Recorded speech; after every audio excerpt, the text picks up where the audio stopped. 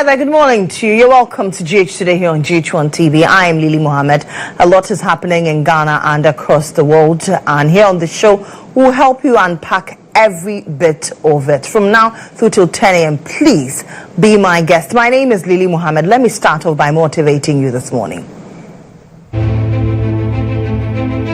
Our quote of the day is by Viola Davis, who says, all dreams are within reach. All you have to do is to keep moving towards them.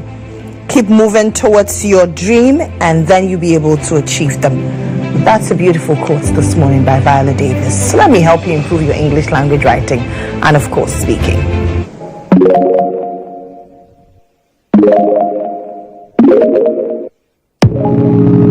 Our word of the day is beatific. Beatific. It means having a peaceful and calm expression, showing great joy. Our example is Yofi always wears a beatific smile, even when he is frustrated. Beatific.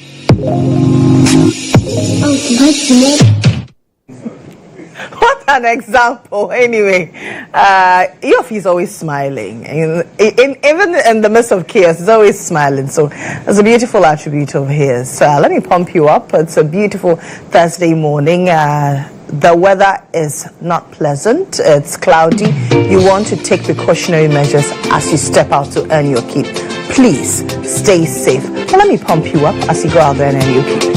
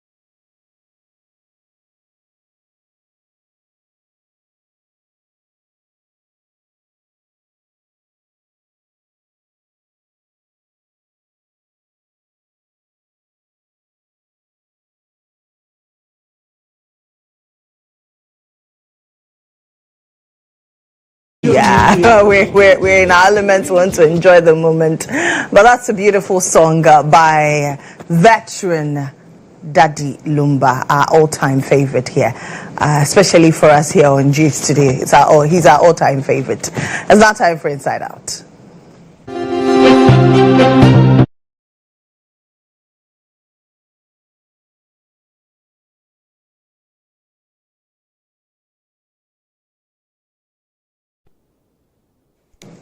On Inside Out this morning, we focus on Ghana's diplomatic missions, and this morning our spotlight is on our Washington DC embassy. And we know that not too long ago the Foreign Affairs Minister Samuel Okujeto-Ablakwa came out with a revelation that there was a scandal that brewed in that embassy, where people made away with lots of money through unauthorized means. It has come to the fore that this alleged scandal yielded $4.8 million annually, which was led by one person, a certain Fred Kwarteng. Now, I am wondering how this was not seen over the period. Because if, like the minister says, there's a criminal enterprise, it means that almost everybody there, I mean, we don't want to say that everybody there knew about it, almost everybody there knew about this enterprise. How is it that it had to take over 4 years to realize this? I heard someone who used to work at the Foreign Affairs, at that particular embassy, not too long ago, Kofi Tonto, alluding to the fact that this particular Fred Kwarteng was under investigation for this allegation. What happened to that particular investigation? Was he cleared? And after clearing, what was done to sanitize the system of that particular embassy? Lots of Ghanaians had complaints. Lots of Ghanaians had reasons to complain about charges, about services of our embassy in Washington, D.C. I heard of political affairs desk joins me. But let's first listen to the minister himself, Samuel Okujeto-Ablakwa. Addressing Parliament, Minister for Foreign Affairs Samuel Okujeto-Ablakwa disclosed that GTC, owned by Ernest Kwarteng, a staff member at the embassy, was diverting clients from official embassy services to his private company, charging them unauthorized fees. The scheme reportedly had the backing of some embassy staff and senior officials.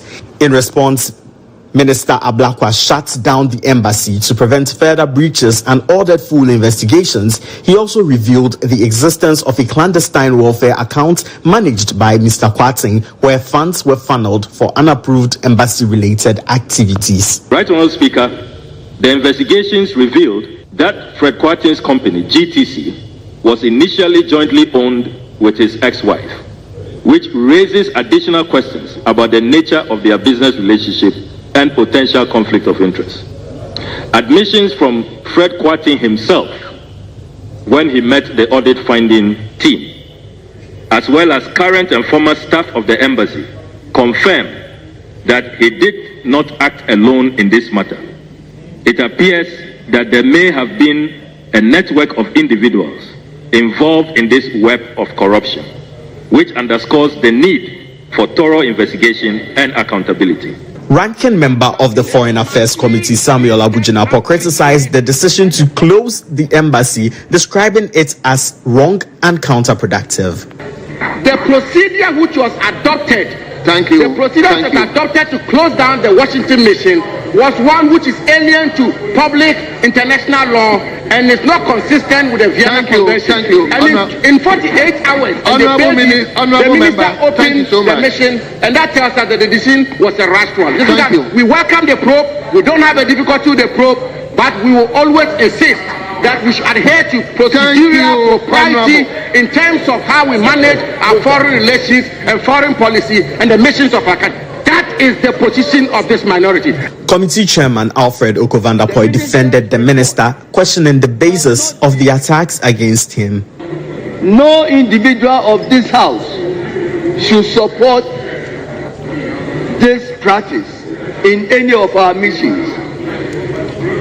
Our students just left here, and if our children heard this report and we stand to defend it, please,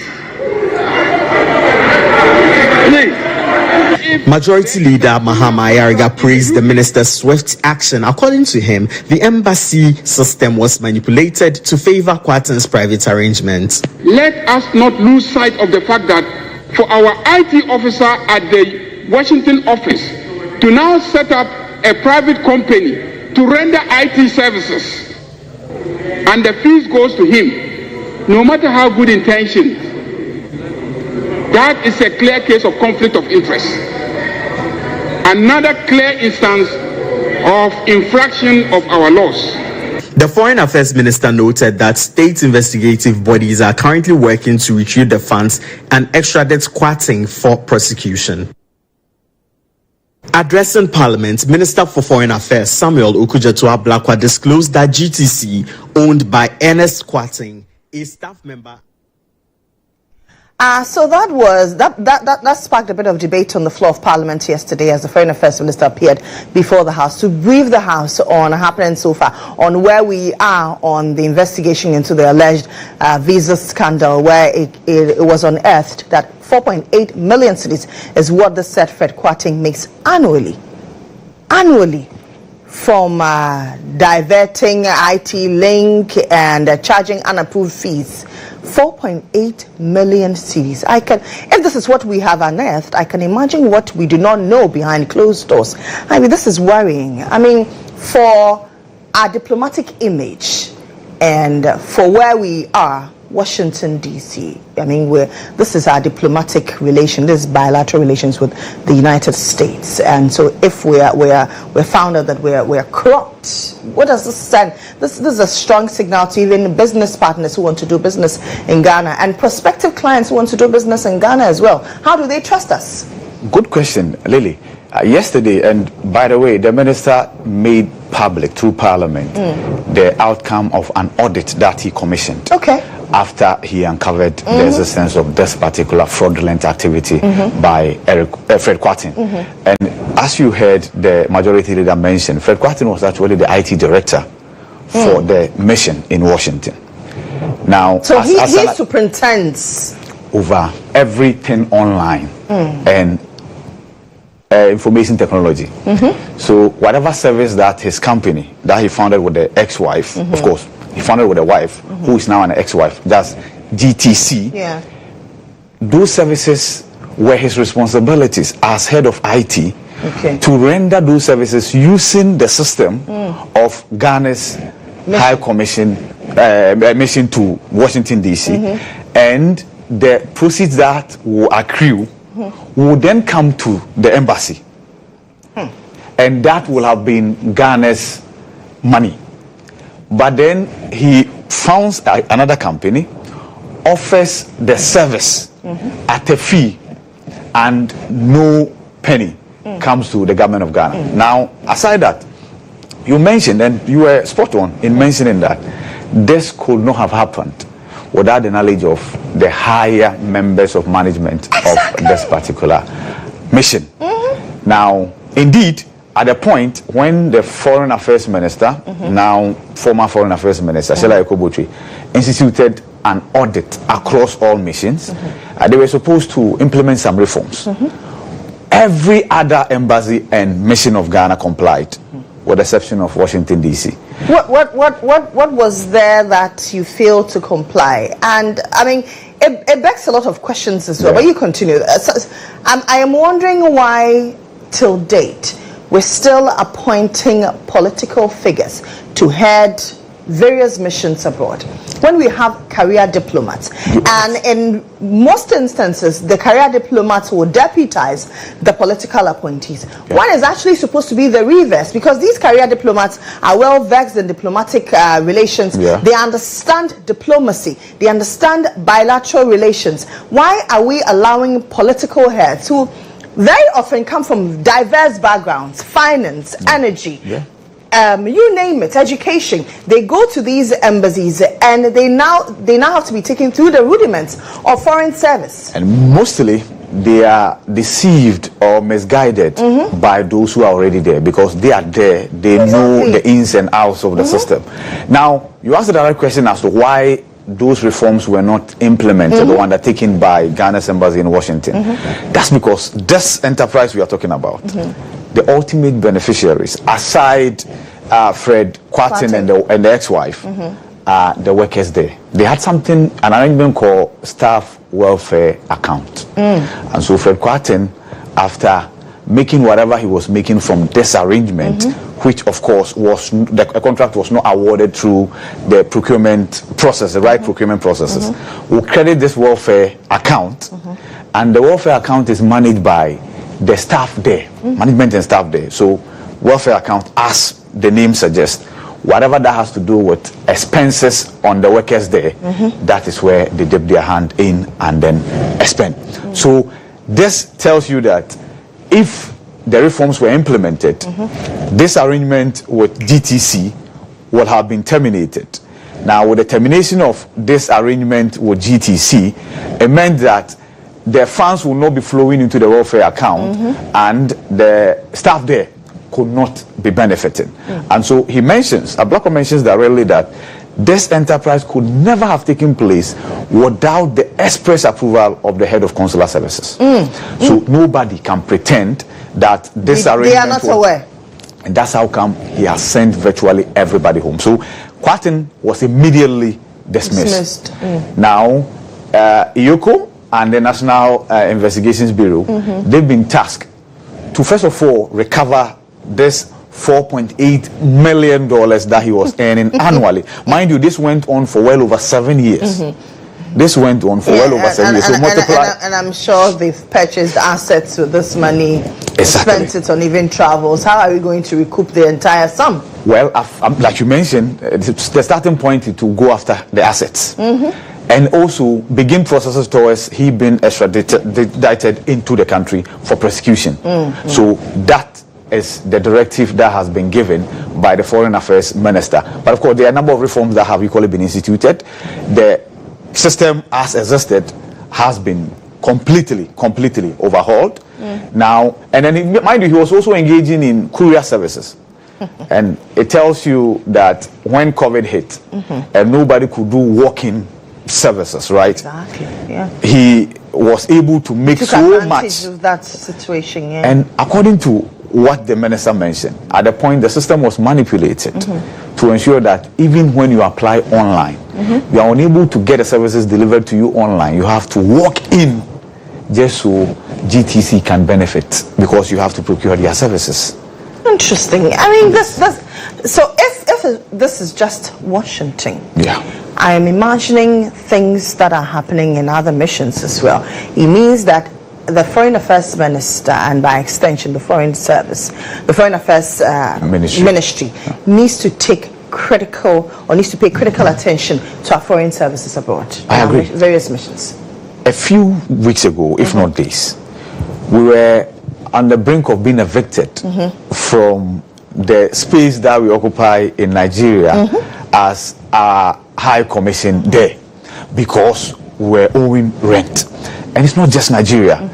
When you look at the expenditure of the Ministry of Foreign Affairs, a chunk of that is spent on rental. Now, if there is any way of internally generating funds, as we all know exists across the missions, why would you want to enter into an arrangement that rather deprives the country of these scarce resources, these funds? Meanwhile, the country will have to budget and allocate funds to pay for the office you occupy and other services that you need to run offices. So it's something that I think... Now I am wondering, do we rent the space that we use for our mission in Washington? That's a good question. That has not come up. Because if we do, now there are so many investors who are into real estate, who want to invest in Ghana. Why not go into a partnership with them? Not just Washington, across the board. There's so many people who want to do business with Ghana. They're into real estate from those countries. They have, buildings in their countries. Why not do a barter trade where we permanently own it? They come, we give them tax waivers, and then they can do business. It shouldn't be a problem at all. You know Ghana. This is not rocket science, is it? You know Ghana and how the outside world relates to us. So imagine that we are renting a space in Nigeria, what will it take for Ghana to ask the Nigerian government, the Federal Republic of Nigeria, to give us a piece of land for us to put up our own High Commission? I mean, same across board. And if you do the permutations and you realize that there are places that we don't have to have physical structures and deploy workers there that we have to pay all the time, because if you do the cost benefit analysis, it doesn't pay off. Shut it down. You don't always need physical presence to offer. I mean, there are some missions who oversee other countries. So why even not here in Ghana, them? Yes. Belgium, to be specific, if you want services rendered to you from the Belgium consular offices, you have to sometimes go to Ivory Coast. Others will have to come here from West African countries because the mother country has decided to situate or locate its office here. If you need services, travel. We need to do that, and more importantly, we need to be looking at economic diplomacy. And the minister talks about that. Hopefully, he's able to change the narrative and focus more on economic diplomacy. Enough of the just international relations diplomacy. International relations. I mean, what does it done? We just drink tea and that's it. We just sit. We go for we sit. We drink tea and okay. Really. Or when it matters most, we abstain because we don't want trouble. Oh. Yes, that's that has always been our forte. Yes. We always abstain. Non-aligned. Non-aligned. Well, it has saved us a lot of trouble. Very. Remember the Ufiasem? Yes. Well, as of this moment, we do Ufiasem.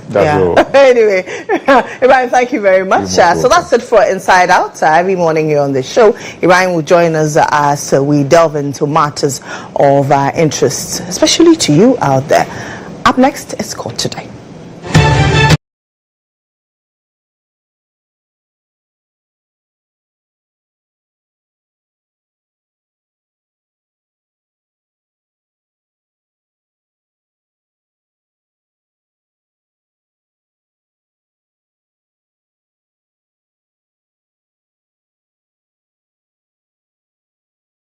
Yeah, welcome back. Let's head to the courts. Now the court was brought to Parliament and Captain has joined us. Captain, good morning. Good morning, Lily. How are you? I'm doing awesome. How are you? Nice Grace. Good. Great. Yes. I saw I be here and setting the tone for now you go to Parliament, from Parliament then you come to court. Absolutely. When you enact the laws, then you come and enforce it. Enforce them on court. Absolutely. But yesterday we had a final batch of Supreme Court nominees vetted by Parliament. Yes. Justice Hafisata Amaliboba and then Justice Akabuafo. Yes. Your old student. Your fellow old student, right? Yes. So yesterday, the vetting continued. And it was supposed to have ended yesterday. But yesterday, 2 justices were expected. Justice Hafisata Amaliboba and then Justice Kwekutewia Akabuafo. Well, we've been informed that Kwekutewia Akabuafo had to be rescheduled. But Justice will it happen today? Not today. Okay. A date will be confirmed. Absolutely. But Justice Hafisata Amaliboba yesterday took her turn. The second of the lady. And it was quite stretchy. Absolutely. Yeah, she had a very long time. But I'm sure you monitored it for the gender advocate. Yes. For the gender advocate, they will be happy. But I like her composure. I like her. Absolutely, when she appeared. So that is Justice Amaliboba when she was taking her oath at that particular point in time, responding to questions across board, various angles, various areas. Committee members were up to task, and then they were prepared for the questions and all of that. Yesterday she took, I think, almost over 4 hours in the seat. That's quite a long time, responding to questions about yourself, about policies, about the law, about your experiences on the field, and the kind of thing that you think you can do, especially so also because the Supreme Court is a policy court. It's a court that ensures that policies are formulated and all of that. Recommendations are very, very key in all of that. So yesterday, Justice Amaliboba had her turn, and I remember clearly one of the cases that still is fresh in my mind is that of the high treason involving Dr. Frederick Yao Makpam, the deceased, now late, Then we have ACP Dr. Benjamin Agozo, who was acquitted and discharged. Some 6 others, unfortunately, could not defend the charges against them. They were found guilty, and so they have been sentenced to death. And you know, when you offend the Constitution, offenses that offend the Constitution is punishable by death. Yeah. But we are waiting for who sign for the other sentence to be executed and all of that. That is what it's about. When you go to Insawam and the other court where they are serving their term, you find all of them there. But really, Justice Hafizata Amalibuba has been speaking, and one of the things that she spoke about was to the effect that, look, there was a question that was posed to her about in relation to how pro bono services could be rendered or rendered, as to whether she will advocate for young lawyers who are called to the bar to be allowed to serve or to have some pro bono services before they continue with their, and she has some ideas to share. Let's hear from Justice Amalibuba. The Bar Association should encourage every lawyer to do some amount of pro bono work. I think this will go a long way to assisting with the problem.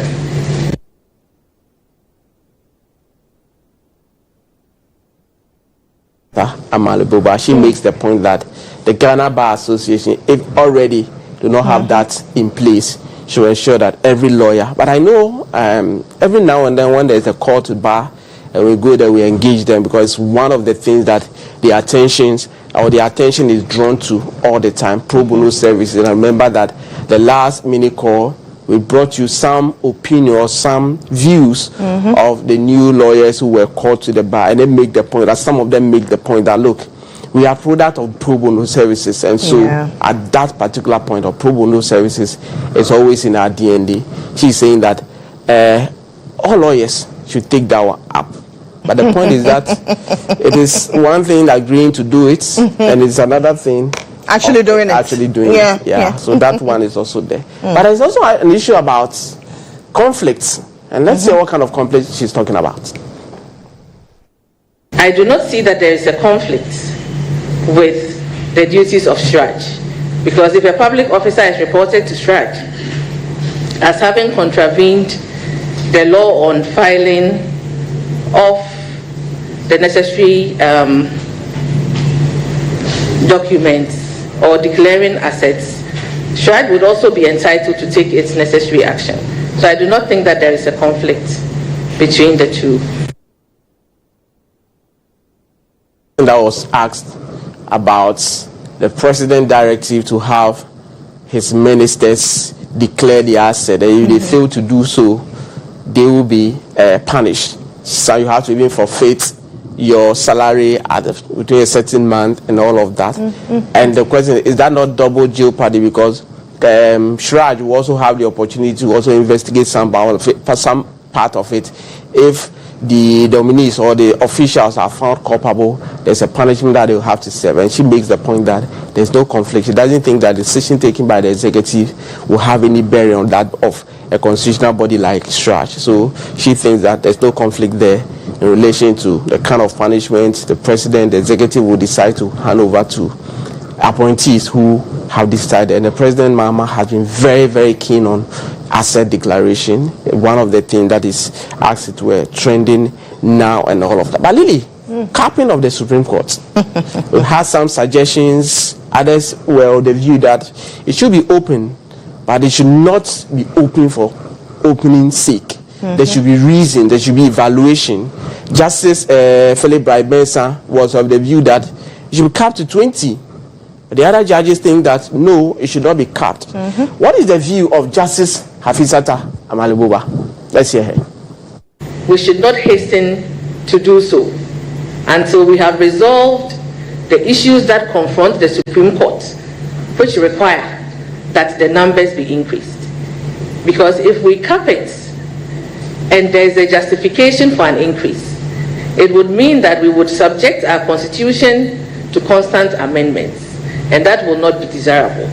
But if we are able to solve the problems at the Supreme Court, the backlogs, the various jurisdictions that it has, then we would have a fair idea of how many cases on a year-by-year basis would go to the Supreme Court. And then we can have enough reason or basis to cap the numbers. Yeah, so she also makes the point that we should first look at the problems available, resolve them, then we can make a decision as to whether to cap it or not. Oh, no. She makes the point that the Supreme Court has jurisdiction. Of course, it has its own original jurisdiction, interpretation of the constitutional provisions of the Constitution when there's a rival meaning placed by parties. It also has supervisory jurisdiction on all the courts across the country, and also has some inherent jurisdiction there. So, in all facets of these powers that the Supreme Court has, there are issues that are there. So we need to resolve all these issues. Constitutional issues are there, issues of supervisory jurisdiction, certiorari, and those applications will have to come there, and this inherent jurisdiction and all of that. So she thinks that if those issues are addressed, and now we are starting from a fresh slate, then we can look at whether to cap it or not. But Lily, I said all the fine answers and all of that. That was a banter. Lord, give me patience. At what point has your patience been tested? Has it gotten to that? Have you had a situation? Oh, like a lot. Even on this job, a lot. A lot of the times, right? Yes. Yeah. Alexander Afenyomark can make that point. But let's hear from what actually transpired some of the moments. Please, let us not set a bad precedent. This is not the first time we are doing vetting. Let's stop this. You are the majority. You may not want to delve deeper. Allow us to do our work. What is happening is not good, Mr. Chairman. When we talk, it's like we are sharing your power. Let's stop it. It's not good for the country. It's not good for our image as Parliament. And I protest. He says he's going to have his 10. Honourable members, I do not think any rules of the House has been flouted. What we should do in vetting the judges are governed by law. Which political police station they cast their vote, I don't think on grounds of relevance is not required. Lord, grant me patience. Lord, grant me patience.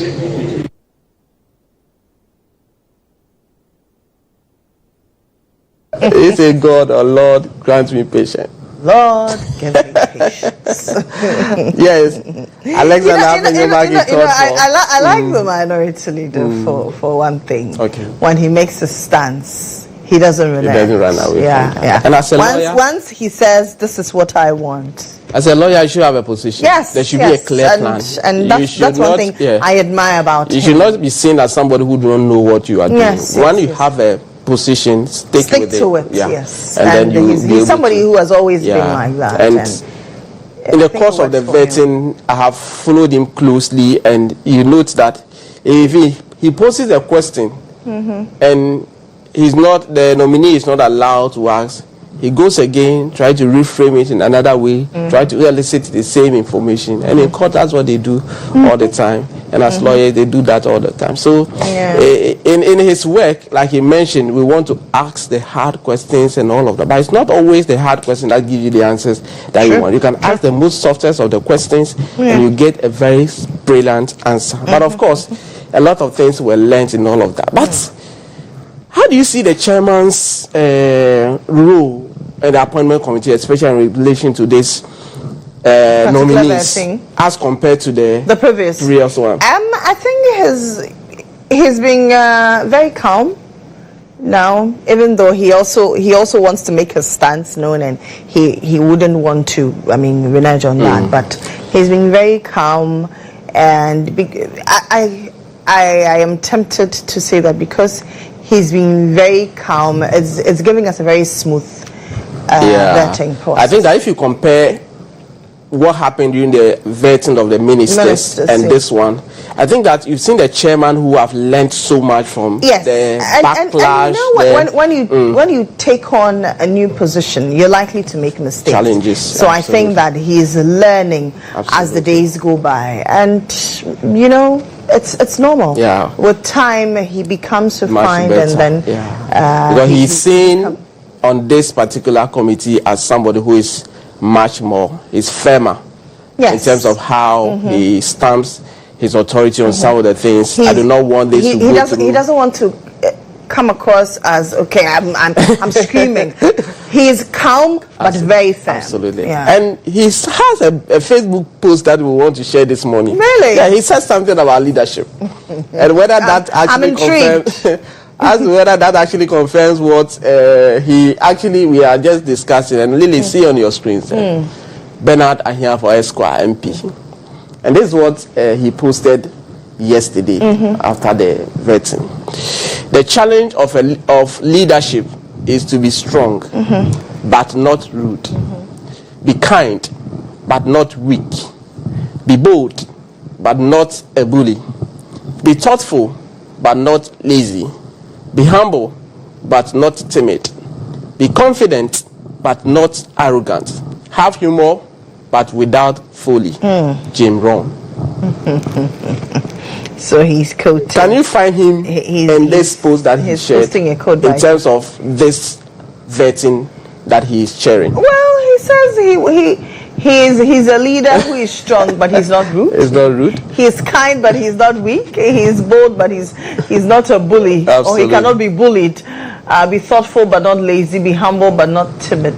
Be confident, but not arrogant. Have humor, but without folly. So this is how he describes himself. If you want to infer, yes. So but I think that he's a strong leader. He's a very strong leader and all of that. But I think that if you compare the previous his rule in the previous appointment or vetting to this one, I think he's been much more in charge than he was. Absolutely. I mean, he was now learning the rudiments of chairing the appointments committee. Yes. So that's the day 3 has ended, but it didn't end because we're expecting 7 judges to appear. 6 have been discharged.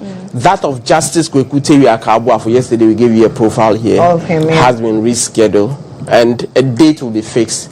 And when that date is fixed, we'll follow that and also bring it. Absolutely. All that will transpire. Absolutely. And yesterday, Ken Oforiatta was also in the news.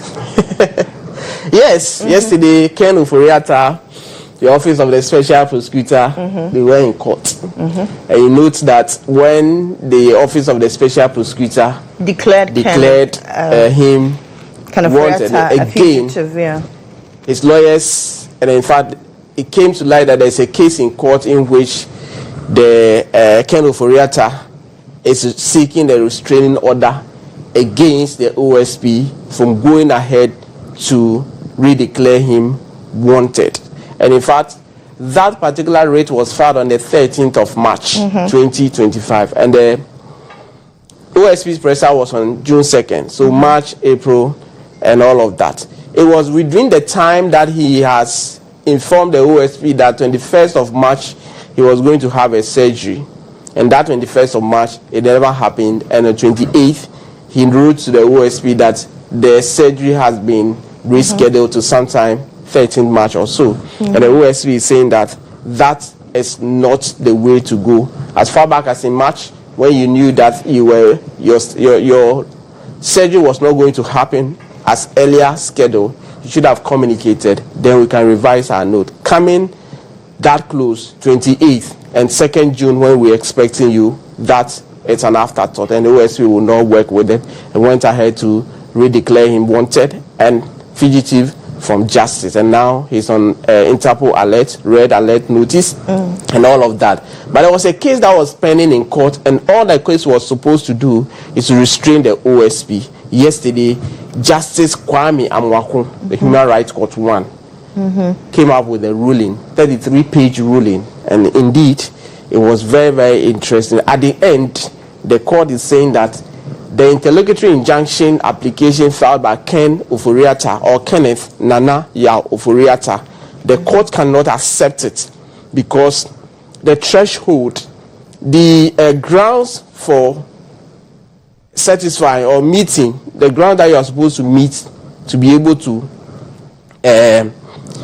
urge the court to grant that interlocutory injunction was not satisfied. And so the court cannot grant that particular interlocutory injunction. So on the basis of the argument made, the processes filed, submissions made by the OSP, and the responses to the application, Justice Kwame Amwako was of the view that that threshold for interlocutory injunction to succeed could not hold or was not met. Subsequently or consequently, the interlocutory injunction application was dismissed. Now, it has been dismissed. What does it mean? It means that the OSP's declaration of Ken Ofori-Atta is still what it is. Nothing has been, absolutely nothing has been done to it. It is as it is. So that is what the court has said. But the court thinks that the nature of the application filed by Ken Ofori-Atta is a waste of time. So a cost of 5,000 Ghana cedi yesterday was awarded against Ken Ofori-Atta in favor of the OSP. And normally when the award... Problems come in batches. When the award cost against you, it is just to appease the other parties for the processes filed, the documentation and all the processes filed. They just have to pay for all those things. That is not to say that the court is appeasing or is rewarding the OSP. No, it happens in court all the time. One party, there are certain applications or processes in court you cannot ask for cost, especially with regard to constitutional matters and all of that. So you heard that there's no point in that you hear the Supreme Court saying that this party has abused the court processes and all of that, and the court is awarding the costs against you. No, but it happens in civil matters where parties are involved. But constitutional matters, no, it doesn't go that way and all of that. So 5,000. Somebody will say, what is 5,000 to Ken? It's no money. It's no money. I mean, it's still money. As for the courts, they work with processes and all of that. So somebody was saying, what is next? So there's a substantive matter that the court will have to look at. It is based on the substantive matter that the Ken Ofori-Atta was of the view that if it is not stopped until the substantive matter is dealt with, at the time that that would have been dealt with, the OSP might have already done the damages to his reputation. Now the court is saying that now that the court is not stopping the OSP, it's not injuncting the OSP, and the OSP has already declared you, we want to deal with the substantive matter as fast as possible. So the parties have agreed to file their processes, and the court has adjourned the case to 15 July for them to come for the substantive matter to be moved. So that is what's happened in relation to Ken Ofori-Atta. Yesterday, the ruling was dealt with even after 4. We're still having the judge read the decision. It started almost around 3 something, and then so Ken Ofori-Atta's request for interlocutory injunction yesterday was dismissed. All right, Captain, thank you very much. Thank you, Lily. That's Nusa with the court today. Let's look at what the newspapers are reporting this morning.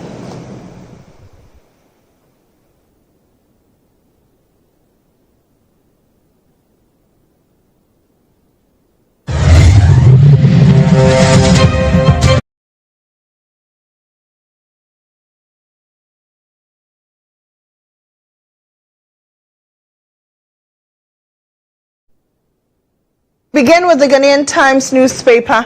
Dying Creeks, Glefe Laguna refuse dump site.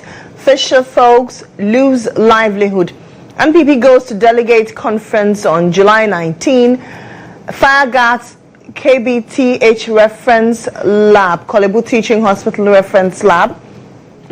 822,440 Ghana cards gathering dust at centers. That's according to the National Identification Authority. Please go for your Ghana cards. Next batch of MMDCEs to be elected. Yesterday, President Mahama said that, well, this will be the last batch of appointed MMDCEs. The next ones will be elected, and he says that he will not shield any corrupt chief executive. It's one of the things that we'll discuss here on the Breakfast Review. The Daily Guide. Otumfuo prepares for Eswatini King's visit. Edichum joins NPP flag bearer race. He announced it yesterday. Oforiatta fails to halt OSP wanted declaration. We told you that a while ago on court today. MMDCEs grab 25 million cedis for development. Manhunt for 4 Ghanaians over international fraud. The Chronicle says Oforiatta's injunction application against OSP shut down. I'm ready to contest NPP presidential slot.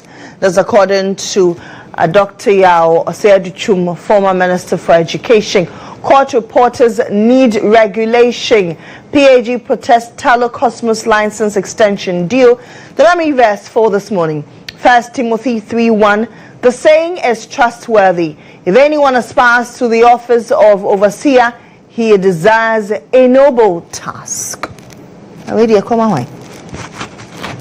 Daily Graphic. Ni Adamalacha II wins appeal.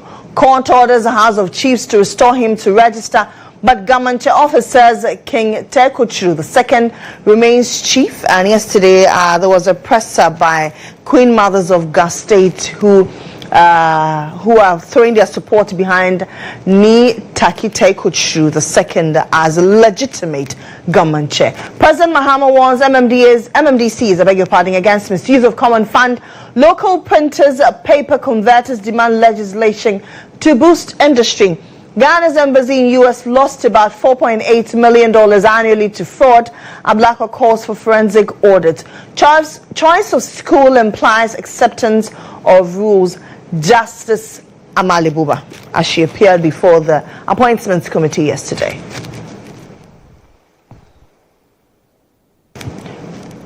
The Overseer newspaper, assemblies to cash out 25 million cedis each this year. That's according to President Mahama.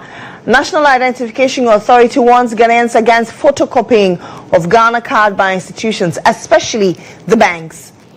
Top-down agenda meant to protect NPP executives. That's according to NDC MP. You don't roof before the foundation. Boachie Jacko rejects top-down approach. As the NPP announces they will go to presidential primaries on January 31. That's it for the newspapers we have for you this morning. But there are a lot of newspapers on your various newsstands. You got copies. You can go online, read all the stories on there.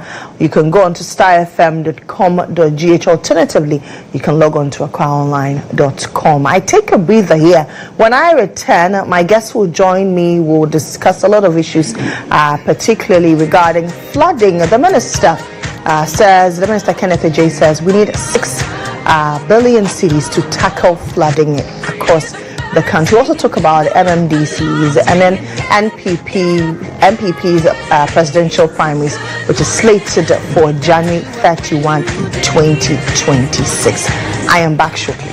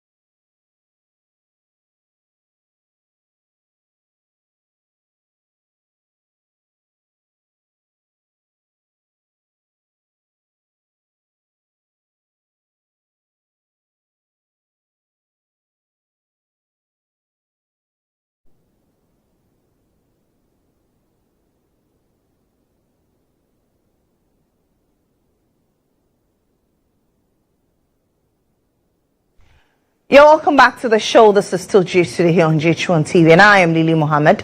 My guests have joined me. It's time for the Breakfast Review. On the Breakfast Review this morning, I've been joined by Frank Afriyie. He's Member of Parliament for Apajato South, and Matthew Nyindam. He's Member of Parliament for the Pandai constituency. And there are a lot of things to unpack. We'll start off with flooding in the country and how much we need as a country to mitigate the effects of flooding and to tackle it holistically. The Minister, Kenneth Ejay, says that we need 6 billion cedis. This is not something new. We had that in 2024. The Ghana Hydrological Authority, which was established under an Act of Parliament in 2022, also stated in July 2024 that as a country, we will need 6 billion cedis. So this is like a rehash of what the Ghana Hydrological Authority has said. But do we really need that amount? There are other things that we have done. We've done GHOne, which has yielded very little results. What is it? What is the approach that we're using that is not yielding us the results? And what should we do differently? Good morning to you, gentlemen. Good morning. I trust you're doing well. Very well. Good to have you. Let me start with you, since it's your government in power, and you're saying that you need 6 billion cedis. Well, it's not new to us, but do we need that large amount to tackle flooding? Well, let me use the opportunity to extend greetings to the good people of the Afajato South constituency, and likewise to my senior colleague here. As a country, we are faced with the difficulty of having to fight floods and the weather conditions in general. As climate change issues come to the fore, definitely the devastating consequences of these climatic issues will have to be carried by governments all across the globe. And then for us, I think that we must face the fact that to a reasonable extent, we have not had our planning arrangement, town planning, spacious planning. You know, we haven't had it from the word go, you know, well, to the extent that there are issues. This has been exacerbated by urbanization, rural-urban migration, and a whole lot of factors culminating in the springing up of unauthorized structures, building on waterways. And so we continue to bear the brunt of flood and some other issues that are related to climate change. So we are faced between fighting and containing these measures, regardless of the cost involved, as opposed to sitting down and then allowing it to erode all the gains we have made as a nation. And so I think that that is the premise upon which the minister had to quantify this whole operation in monetary terms and to come to the representative of the people, which is the August House of Parliament, as it were, to brief the good people of Ghana as to the measures that government is taking and how much resources is needed in order to nail this particular issue right in the bud. And then, of course, the figure is quite colossal, but even Rome was not built in a day. We have to be minded about the fact that this is trying as much as possible to devolve power, to decentralize governance to its base. You see, there are a lot of people in the city centers who do not have business for being here. They are here because of sources of livelihood, which do not exist in the hinterland. Sure. And so you would have noticed that the Mahama-led administration is interested in sending governance to the doorstep of the people. And so the migration we witnessed from Afajato South to Mandai to all other districts, that is where the issue stems from. Let's halt it. Let's get sources of livelihood. Let us send greater portion of the common fund to these places. And so when we begin to contain flooding from the hinterlands, mind you, this water flow from a very long, circuitous area and finally finds itself to Accra because of the geographical location of Accra, low-lying and then along the shore. And so if you're able to tackle it from source, get the various MMDCEs at the various assemblies to do their bit. So even within Accra, Adenta is fixing it within the global scheme of arrangement that is designed in order to contain the flood. Adenta does it in tandem with the plan that Medina is doing. Gradually, you move and you get closer to the seashore. And so that way we are able to contain it. I think that should be the master plan and the way going forward. Now, when we are able to do it that way, the 6 billion that is being quoted, we realize that central government may not after all be in need of that. But we are faced between the effect of nature, the conspiracy of nature, the climatic effect that globally all countries are facing. And we are not in isolation. We either tackle it or we perish. And so rightly, as you pointed out, there have been, in time past, many of these interventions, i.e. the Garrett project. Something has been done, but I think bottom line, funding has not been sufficient. And so what we have laid, the foundation that has been laid by successive government in this respect, we just have to build upon it, first of all, so that those quantum of resources will not go to waste. Once we are done with that, we begin to fix the problem at the various MMDCEs level or assembly levels. I think that should be the way for us to go. It is important to do it that way. But if we're looking at the amount of money we have expended so far on flooding, on tackling flooding, don't you think that we need alternative means to do these things? Well, so with that, once there's been huge injection of capital and yet the desired result has not been seen, then it tells you that after all, funding is an issue, but it's not entirely the whole issue. And so we need to ask ourselves that what are we not doing right? Behavioral and attitudinal aspects also need to be looked at. Why? Like the minister mentioned. Absolutely. In fact, you go to most homes because they are illegal structures. The occupants of those households do not even have proper, signed contract with solid waste, management system and lifting companies. And so what they do is to stockpile these waste materials. As soon as there is signal that is coming to rain, they get them ready. When the flood comes, they dump the rubbish into it. And of course, the flood will have to carry all this and block the gutters, those that we have even constructed. So attitudinal issues are also at the heart of why we are not seeing the kind of results we got to be yielding from the investment that we have done in time past. And I think that as a people, those are some of the areas that we must take a critical look at. Is it just attitude? Are we also not failing to enforce our laws? Because if somebody can even build on Ramsey's sites and it was overlooked, it has to take another government to come in, pull them down. And this is not the first time we're seeing it. We've seen the previous government also pull down structures. I mean, this has become a cycle. Of course, so attitudinal issues will have to be regulated by, legal enforcement. And so one leads to the other.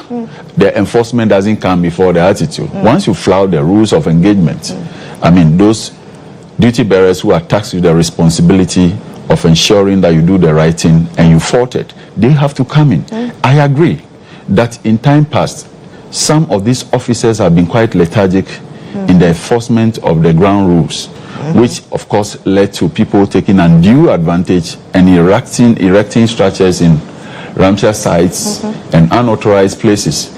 I think that it's all part of the global failings we have all had as a people.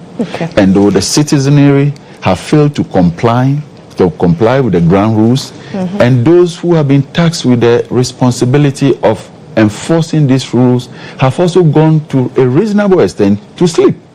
And so you would have noticed that not too long ago, it took His Excellency, the President, John Dramani Mahama himself, to take a walk or trip around some of these sites.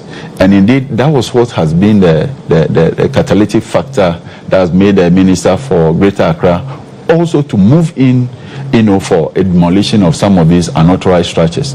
I think that we must just live through it and ensure that we don't allow people to go back and erect some of these structures. And then we must see through it that, look, it's not just become just one-off event, but consistently we are able to see through it, successfully. Mr. Ngundam. Yeah, good morning. Good morning. And good morning to my Fajato friend. And good morning to the good people of Bandai. I think that this is no news, just like you have said. And I will even want to say, even if we give the minister 10 billion, and we are not patriotic enough, sure, that money will still be nothing. Sure. You see, we all know, if you look at geography, Accra is at a low lying city. And for that matter, after the waters from the mountains and all those, they all drain down to Accra. If you go back, even Kwame Nkrumah's days, go and look at the newspapers. They will tell you anytime there are heavy downpour, Accra will always suffer. We've been there, we've spoken good English, good strategy, asking for money. But fundamentally, I think that we are not patriotic enough. Even yesterday, in fact, unfortunately, I didn't get the opportunity to contribute to the statement made by both the Interior Minister and then the Minister for Works and Housing. Even on the floor, it was too partisan. Okay. If you look at the contributions that came from the floor, everybody it's just too partisan. And this problem, when the floods come, NDC will die, MPP will die. It doesn't segregate. That's true. The flood doesn't know that this is MPP house, let me dodge it. This NDC's house, let me dodge it.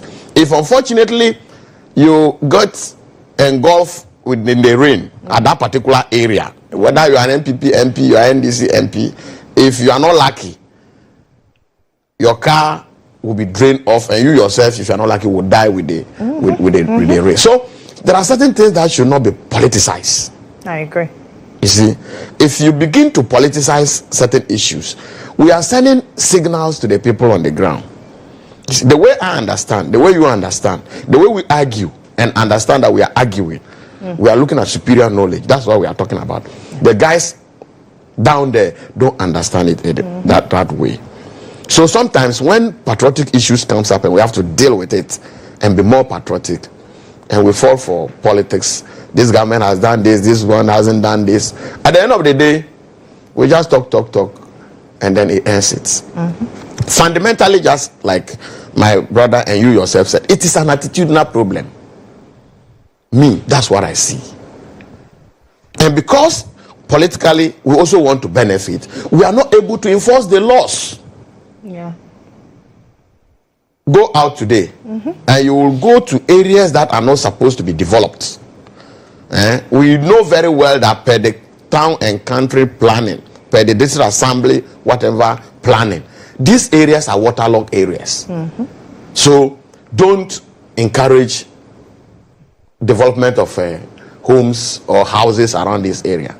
But what do we see? The people are ongoing. The only thing you see, the produce permits. Normally, when I see those things, I just laugh. There are areas you yourself know that these areas are not supposed to be to be housed. Somebody is building there, you are saying they should produce permit. So who has given them the permit? Meanwhile, those of you who are going out, you are supposed to be giving the permit. Yeah. You haven't given the permit to this person, and you are saying the person should produce permit. But you watch that building. The person will finish that house, live in that house, and nothing will happen. So I think that do we then need very harsh approaches? Is that we need to be patriotic when we begin to approach some of these things together, and the people down there get to know that look, it doesn't matter your political color, whether A party comes or B party comes, you'll be dealt with. Houses will be broken. Look, he's talking about the president going around here and there. I have no problem. right? This adult thing, under His Excellency John Dramani Mahama, one. Even engineers and planners have to donate even some of their equipment. We all had it. Are you getting me? Ibrahim has to go in. We have to do all kind of talk. At the end of the day, what has happened? Nothing. Yeah. What has happened? Nothing.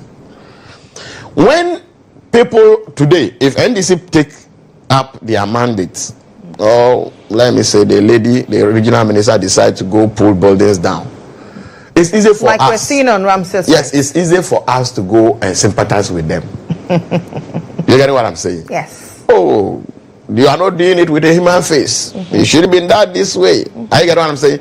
Look, the party doesn't like you because we want to cash in. We want to cash in because they've cashed in. So we also have to cash in. Are you getting what I'm saying? You have cashed in severally. You see, when we begin to do that, then the wrongdoers think that we have support. So the best they can do is to vote against you and then bring the other person. But that problem will still persist. In a sense that it's not the solution. If you put your house where water is supposed to pass, if you bribe your way through, unfortunately you cannot bribe God because the rains will come. God will not say the rain shouldn't come, but when the rains descend, you will feel the impact. But the unfortunate thing is that the rich guys are able to block this water, which raise their buildings, and then when it starts, the effect is just too devastating. The roofs have been blocked, the drainage systems have been blocked, and water will just splash out and then carry people. The poor, especially the poor. Some have putting up their houses properly, but because some individuals have blocked the waterways with huge buildings, unfortunately, those other people at the peripheries are the people who suffer. So I think that, one, we must be very patriotic in fighting some of these issues. Two, it's not about a lot of money. Sometimes our architecture, okay, when people today we are still building open gutters. Today you see roads designed in such a way that instead of closing our gutters to demotivate dumping of some of these refuse, we still do open gutters. Is it when gutters are open and you don't provide enough dustbins, just like Frank was talking about, and the person too has produced garbage, and the gutter is very close to the person's house, naturally you'll be tempted. It's not a good thing. I'm not saying it's a good thing. You will be tempted to pour in some of this garbage into the gutters, but indirectly you are going to cause problem for yourself tomorrow, because all this garbage will go and choke the drains, and then there will not be way for the water. If the water goes and doesn't have a way out there, it will find its own way to go out to the main drainage system. So I think that, one, we must also begin to look at how we design our roads, our gutters, our drainage system. We should try as much as possible to do that. Even if we learn lessons, look at what happened in Circle. Yeah, June 3. Look at what happened. It's exactly 10 years. Water plus fire. God, for some reason, decided to punish us with that, so that at least we can learn some sense. But after that, nobody cares. Odo has still not been dissolved. Nobody cares, my sister. Nobody cares. We are even worse off today. So after asking for money, we can get all the monies. But I'm telling you, if we don't change. So you think the amount is too huge?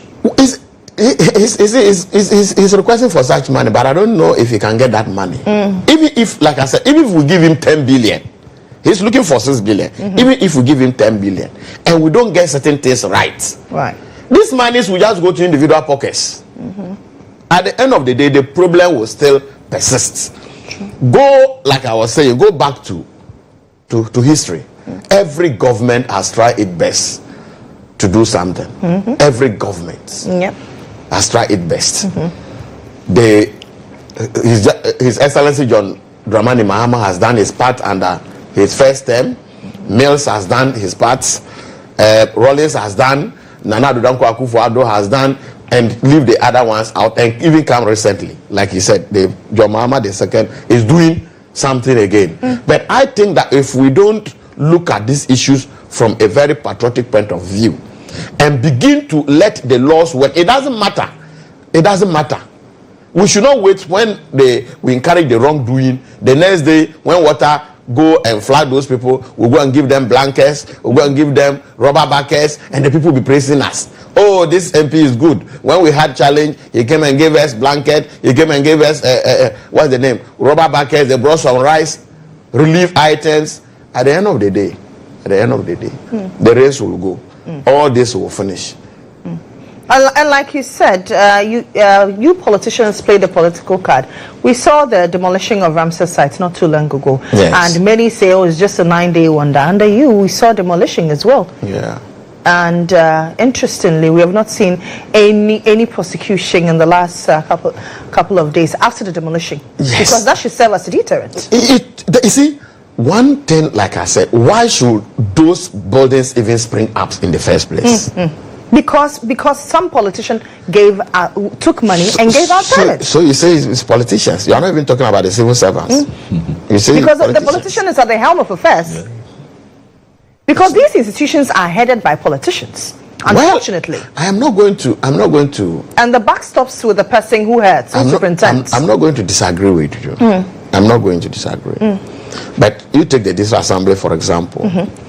Apart from the DC, all others are civil servants and public servants. And public servants. Apart from maybe the DC, and then maybe the presiding member doesn't even have I don't think he has an office in the office. He has the DC. All others are supposed to be civil servants and public servants. I agree with you. The leader obviously must be held accountable.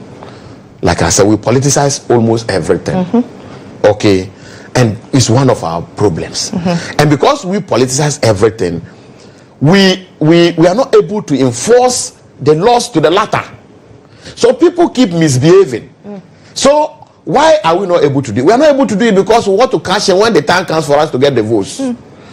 This woman who is going around doing this demolition, the Greater Parish Minister Linda Oklu, brilliant. Okay. Okuabajise. You know Okuabajise? Yeah. All names were given to him. The former mayor. Yeah, because of demolition. Henry Kwete, he came. He started all the praises. Today he's in the house. Can you get what I mean? You know why he's in the house? Because he might have offended one or two people. Decided that he want to keep Accra clean. Today, they've decided not to vote him. This madam has started. Like I said, some people also cash in. Until we come together and see that, look, if it is an attitudinal problem, let's deal with it as an attitudinal problem and confront it head on. There should not be politicization there. How are we able to do that? It's one of the biggest challenge for myself and for Frank. Okay, look, Ghanaians as we are, I tell people, madam, if you get up today and you are entering a military zone, your behavior changes. Absolutely. Quickly. If you are drinking sachet water and it's not a military zone, you just dump it. If it is a military zone, you fold it and put it in your pocket. You the same person. Quickly you have changed your attitude. Why? Because you know where you have entered. There is discipline. Does it suppose that democracy was not a blessing to us? I don't want to condemn it. The positives are there. The negatives are there. The same Ghanaians, if we travel outside the country, are you getting me? Our way of doing things is different. Sure. But immediately you get to Accra, Kotoka International Airport, quickly you have changed to be a Ghanaian. Your attitude changes. It is because of how we approach issues. The lack of patriotism. That's where I see. The lack of enforcing our own laws. That's what I see. I will not say democracy has failed, but I think that those of us who are playing cardinal role are not looking at issues devoid politics. We should all be focused. When these are issues that we must all deal with it as Ghanaians, let's do that. It doesn't matter MPP or it doesn't matter. Look, If you win elections, you will win. It doesn't matter what you do. Ghanaians, sometimes they don't vote on what you have done. It's not about development. It's about when they are fed up with you, they are fed up with you. It is the same to your constituent. They can just get up and say, look, enough is enough. We won't vote for you. Even give them sugar, give them milk, they will vote against you. So where we are supposed to be one and let our citizens follow us and achieve a positive and a developmental thing, let's do that. But if we don't, and we keep doing politics with everything, I think that we'll always miss it. Like I said, yesterday I wasn't too happy with the debate on the floor. Personally, I wasn't too happy because even per our standing orders, Order 92.5, statements are not supposed to generate debates. But yesterday, an issue like this, it was full of who said what, who that. The language you were using on the floor, I wasn't too enthused with it. If we do that, this problem will not be solved. Let us give this man this 6 billion he is looking for. If we don't help him, if the attitude don't But change, he himself alluded that, okay, it is not going to yield anything. If we have a beautiful infrastructure, beautiful laws, and we don't enforce them, we don't change our attitude, then it is still ground zero. Yes, zero. And that has been our problem. That has been our problem.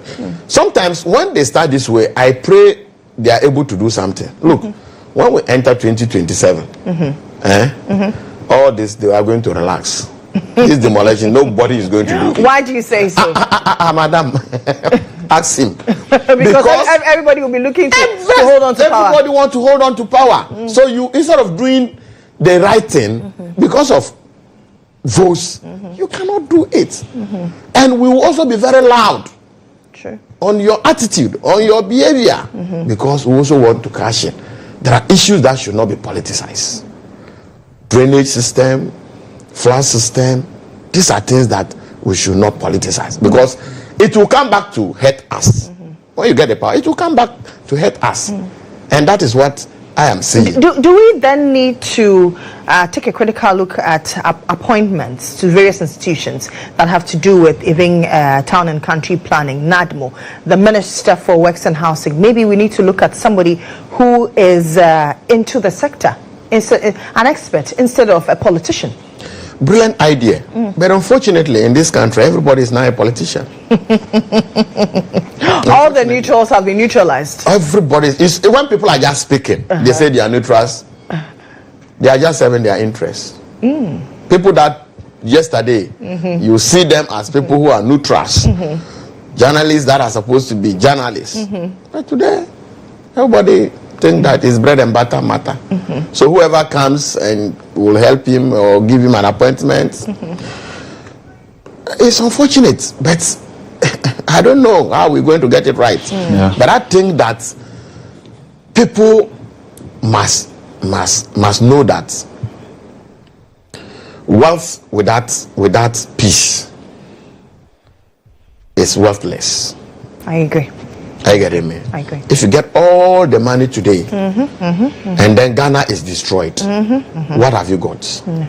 It is. The Bible even says it. It's nothing. Okay, if we have a beautiful country, if we develop this country together, if we are able to do things for everybody, we are part of the everybody, and everybody will be happy. But if we decide that, look, individualism to say them, but there should be people who will say them. How many of us are politicians? Politicians are just few. Politicians are just few. But the larger population is out there. They should fight and get people who will talk. What I can say, they should be able to say it. What Frank can say, they should be able to say it. And when that happens, we all build this country together. I think that the potentials are huge. The potentials are very huge. But our attitude is not building this nation. We are not patriotic enough. That's my problem. Frank, you want to add on? Yeah, so I mean, final place. Whilst we leave the commercial activities within Accra itself, Accra Tema itself, because you have the harbors, you have the port, the airport, and all this, and so you couldn't do without Accra in your forward march. I mean, it's going to cost you, economically. But I think that, I mean, in all, we've all nailed it right on the head that our attitude, lack of patriotism, they are the heart of why we are where we are. Democracy itself is a blessing. I wouldn't say it's a curse. It's a blessing. If you look at it, I mean, in average terms, it weighs positively, heavily in terms of the positive than the negatives. It is the same, the fear of strong man that makes us check our attitude when we are within military zones. You are afraid of that strong man. Instead of we investing in strong institutions, like my senior said, you begin very well. When it is getting to election time, then it looks as though the actions have stopped. Why? It is because if the arrowhead, the politician, the DC, the one in charge is off on the field campaigning, the engineers and the rest are also sleeping. You see, so we have built our institutions around politician.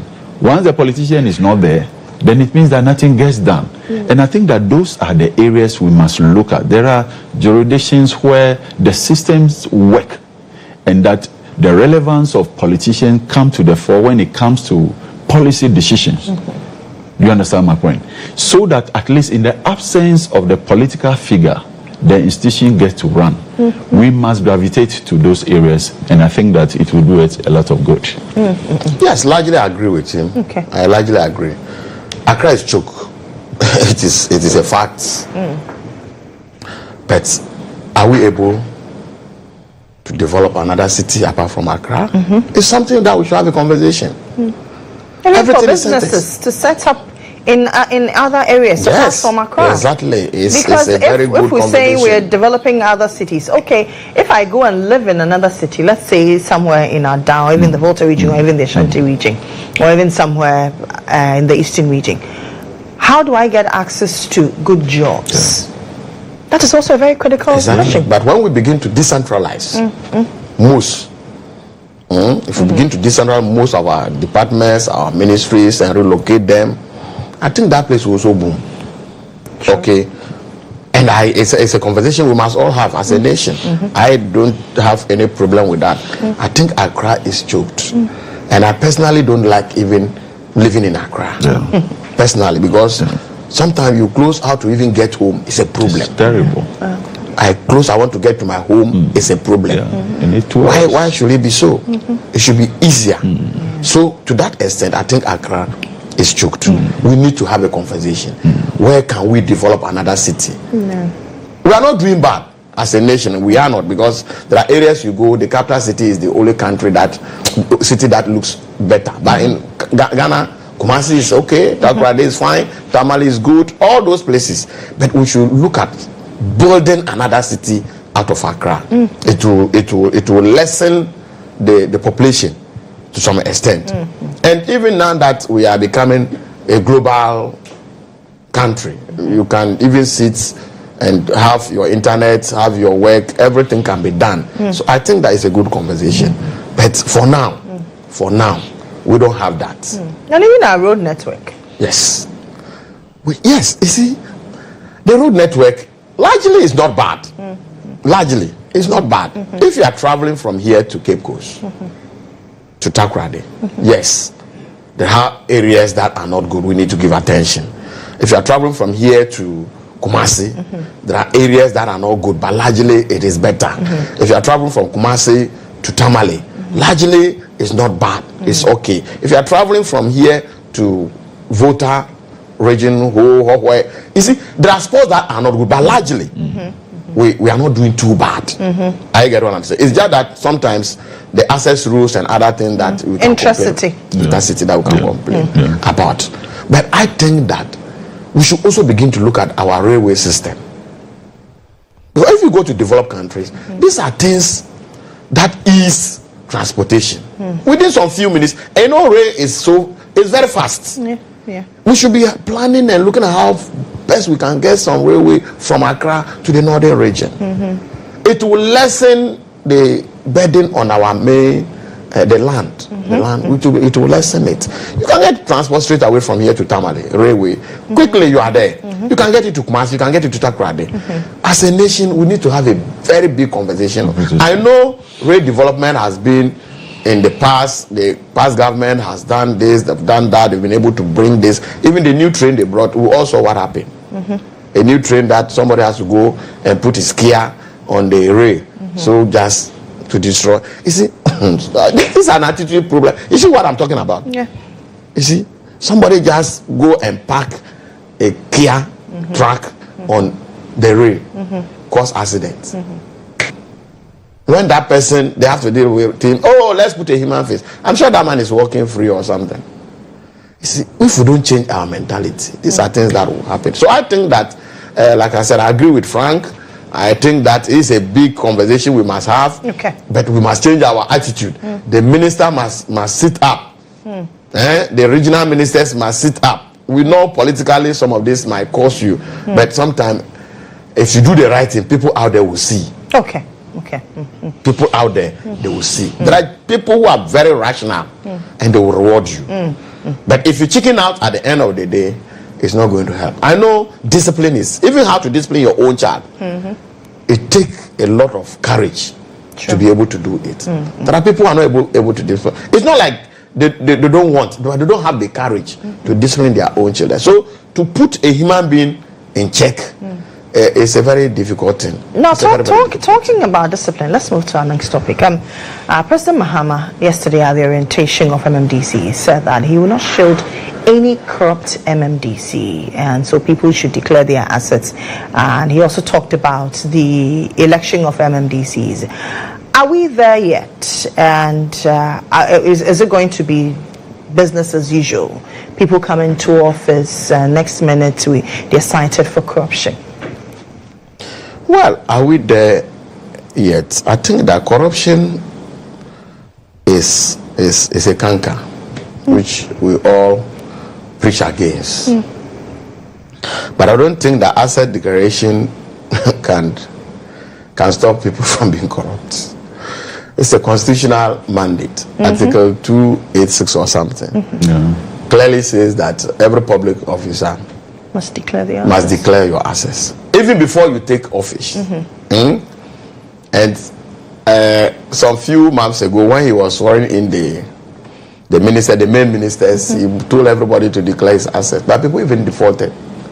I heard our big man, the former auditor general, is it Domlevo? Yes. Talking about this, people have defaulted. I don't know whether they have done it, but it's good to declare your assets. Like it's a constitutional mandate for you to fulfill.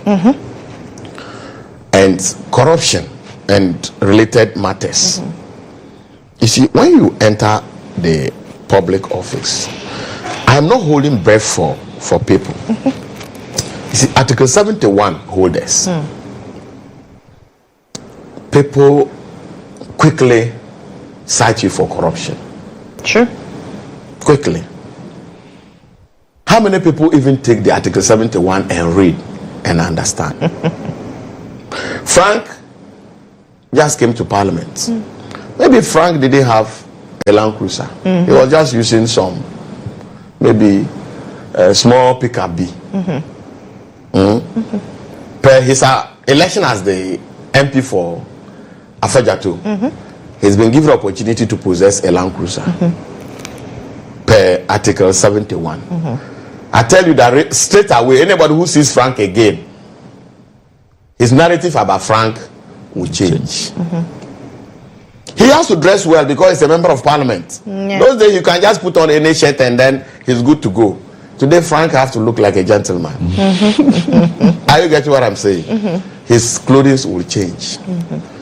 A policeman will be following Frank everywhere he goes.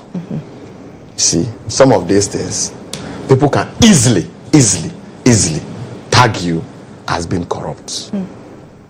Okay. Like I said, I'm not holding breath for corrupt people. I am not holding breath. But sometimes our perception out there is too erroneous. Perception out there. And we fuel it. Honestly, we sitting down here, we fuel it. Look, Frank cannot go and tell his people that he doesn't receive coupon. Okay, he buys his own fuel. I can't say that. Because when you say that, they won't even what? They won't even believe you. They think that you receive all these goodies. You see, and because Frank is an MP now. Do you? Yeah, we don't. Okay. Buy our own fuel. You buy your own fuel. No, you're talking about goodies, and I'm asking, do you receive all the goodies? No. Why would you get this? I'm just trying to put out. I'm trying to build a basis, and then maybe I'll get to where you're talking about. I'm using Frank because he has just come to Parliament. I've been there for some time now, so they know who I am. Frank is new, and that's why I'm just using him. Look, he gets to constituency today. Hundreds of people will come to him. Whether he has the money or not, he must try to get something for them. Whether he has the money or not, it is his responsibility to pay bills, to do this, to do this. You see, the more you try to help people, the more they think that you are a thief. Because anytime they come, they get help. Yes. Yeah. But there are people who have left Parliament today and are more poorer. That's true. Very poor. I get what I'm saying. Because you will have to give. You can't give excuse. Okay? But genuinely, there are people who also cut corners to enrich themselves. And I think that, like President Mahama has said, all other government leaders have also sent such warnings to appointees. Look, my advice to appointees is that just live by what you are entitled to. Cut corners can be very dangerous. They can be very, very, very dangerous. But is it easy? I mean, you've been in Parliament for a while. Is it easy to live by what you're entitled to? Because the demands of your people, and owing to the fact that you campaigned on certain grounds, it's not easy. But you must try. You must try. In a sense that today OSP is in this man's house, is chasing this man. Those people you have helped, nobody is sympathizing with you. They don't care. In fact, they are not even sympathizing with you at all. Okay. So if you want to follow the people, at the end of the day, you have to answer. Sure. It's not easy because the demands are so huge. Sometimes people, if you see how people spend, you ask where they are getting the money from. So a few days ago, I went to some place. I told the person that, look, today I don't have money. But how can you, an MP, say you don't have money? That you people, do you complain that you don't have money? It's so interesting. You see, the person may be speaking from an ignorant position. But in actual sense, that is what they think. They think that for you, oh, you don't have a problem. Especially you sit on TV and talk. They think that you have so much money. Okay? But if you want to follow that temptation, tomorrow you will answer. In every society, there are bad nuts. Most of these appointees that they have, His Excellency has given positions. Some will be corrupt. Some will steal. You cannot take it away. Okay? But it is a dangerous thing. There are people who are already thieves. So when they get opportunity, they will steal. And for that one, you cannot do away with it. But at the end of the day, if somebody is found in a way being compromised or something, we still come back to the laws. We should let our laws work. And the president rightly said, if there's something like that, you should fire the person. Sometimes somebody will come and say, oh, this man is corrupt. They say, bring evidence. Sometimes that's where the problem is. And you know, this country, nobody is ready to give evidence. Oh, you don't know that? Yeah. Because he doesn't want you to mention his name. Because they don't know where it will land them. They don't know where it will land them. So it is a good call. It's a good warning to them. Those who are taking office, they should be very careful. Sometimes you take an office, and if you are not lucky, you end up corrupting yourself, and it might give you the problem. Frank. Yeah, so thank you. Just a follow-up to what he has done already. It's important to acknowledge that within the bigger democratic space, the NDC, headed by His Excellency Mahama, signed a social contract with the people of Ghana in December last year. And then in that contract, there are expectations. The people of Ghana have challenges, they have needs, they have aspirations. So if you are a leader who is minded by the mandate given to you, and then ultimately your objective should be about reducing cost of living and improving standard of living. And so it was within that context that His Excellency had to arrange an orientation for session for these MMDCEs at the local government institute. Okay, so as the leader, you are the arrowhead. The objective is already known. You cannot be everywhere, not in all the 261 municipalities or assemblies. And so you are being represented by a group of people whose actions and inactions will ultimately come back to you. And so you ought to model them in your image, both in words and action, such that ultimately when the verdict is out there, you will carry the glory. That was what His Excellency was seeking to do. And he knows that within this democratic space, there are a lot of temptations. You are being entrusted with the mandate and resources of the people. So you are holding it in check for them. And yours is to use it judiciously, judicious application of their resources in order to ensure that the expectations that we all have come into fruition. And so it is the case that he's made all his appointees to sign onto the code of conduct, which code of conduct are supposed to regulate the activities of all of us who find ourselves within the public space. They are constitutional imperatives, and so there's no debate about it. And if you do not want to subscribe to it, you don't want to work methodically by it, then you must as well be at your private sector. If you are within your private provision shop, no one has an issue with you. You can decide to sleep from morning till night, not opening your shop. But you cannot be appointed a chief executive and fail to set good example by getting to office on time, doing the needful, and perhaps closing on time. Those are the very inherent ingredients that His Excellency sought to put out there. And so he says that leadership by example, what you have before assuming office, tell the public. Just so the public will be in a position, no matter how long you serve in that office, to know by way of perception or reality that, but even when they declare their assets, it's in an envelope and sitting on a shelf somewhere. How then do I, as a member of the public, peruse that? Okay, this person declared ABC, and in the space of 2 years, this is what the person has acquired. So then I can be able to cross-check. And so you are supposed to declare this asset to the Auditor General, right? Good. That is what we are supposed, required under the law, to do. Once you do that, you leave the rest to the other duty bearer. It is within their power to take it to the next level. It is expected of them, as it were, to let at any point in time that the public, so and so figure, this and that was what he owned before coming into office. And so we think that within the space of 2 years or 4, it couldn't be possible given your condition of service for you to own this and that.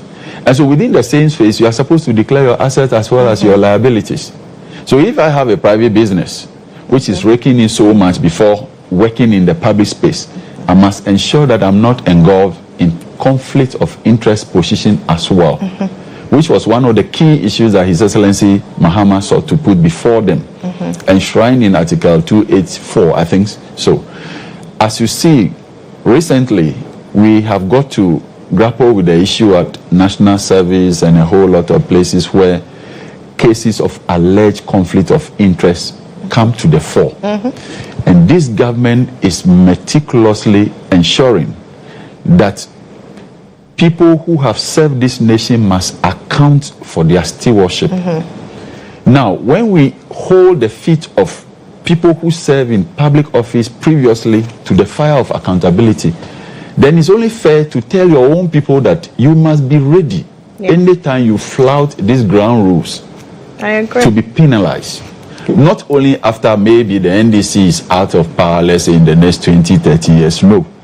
But You're so confident. Oh, yes. I mean, when you deliver, the good people of Ghana, they are not fanciful about just changing government. It is contingent on your delivery. And so, Mahama is only telling them that please and please take a cue. Today, the Honorable Nyindam here is not being hauled before any security forces. Today, a whole lot of appointees in the former regime are free. But you still have a couple of people who are before the law, answering for their service to the nation. And so, when you have the opportunity, as he had, he was telling them that try to live above board. These positions that have been offered you are not rewards for your sacrifices. They are positions of responsibility, where you are supposed to dutifully discharge your mandate in a way that benefits all of us. That is the essence of governance. So those are the things he sought to put out there. And I think that that was the right platform, so that you do not go into office thinking that, oh, this position is a possession. No. You are there to serve. And service must start with leadership, with example. You must set good examples. When we fix this country, when we fix this economy, it benefits all of us. And as politicians, as he was trying to say, by tomorrow we'll all go back into our constituencies. The routine is cyclical. Weekdays you are in parliament making laws, exercising oversight. Weekends you've got to attend funerals, festivals, weddings, all social events. You have to go around project sites, do this, that. And that is where the issues come into contact with you. You must help people bury their dead, whether you like it or not. It's part of your mandate. You can't tell them it's not part of your mandate. Else next time you are not coming back. So the question is, but when did this start? All this? When did this start? Yes. So you see, it's a very legitimate question. Where did we even get it all wrong? If we fix the system rightly, why will the ordinary citizen be running after the politician? Right. Elsewhere in other jurisdictions, like the US, UK, and the rest, politicians are as free as any ordinary person. No one invades your house at 4 o'clock in looking for school fees, hospital bills, or any other thing, or rent. Somebody will travel from Mandai and come to Accra, look for accommodation and bring him the bill to pay. Yes. He cannot say he will pay. At least you must show concern. Else he goes back to launch a whole crusade against you. And so if you look at Mahama, it's not just about talk. He says that, hey, under the reset agenda, let's look at it. We have already identified rural-urban migration as one of the causes of congestion in the cities. So, instead of doing procurement, instead of having significant portion of the District Assembly Common Fund and other funds that are meant for development centered in Accra, let's devolve, let's decentralize. Let us send 80% of the resources that are meant for development to the various districts. That way, we attract sources of livelihood. That way, we are able to gradually bridge the developmental gap between the village and the city, which is accounting for why people are moving in droves from the hinterland to the cities. People who otherwise should have been in the city helping us in the production of food, so that they eventually get the fruit of their labor, and those of us in the city also will feed on this whilst we serve them. But the reverse is the case. And so when you have a regime where 80% of resources that are meant for development are going to be controlled by chief executives, metropolitan, municipal, and district chief executives, it is only fair for the president to keep reminding them that my eagle eyes are on you. You are under the radar of the public. Perception is mighty. Do not discount it. In reality, discharge your mandate as though a Christian or Muslim serving Jesus or Mohammed. That is the bottom line to all this. And such that when we are able to fix the water system in the village, when we are able to empower people in artisanship and skill development, when we are able to, as being directed, erect model markets across the district under the 24-hour economy, where you create sources of, livelihood, centers of exchange between demand and supply. You incentivize the local environment, the ecosystem over there.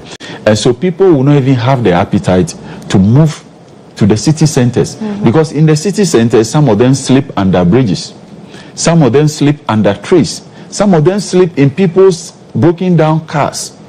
It is not because they do not have the decency to life. They have family houses which are empty in the villages.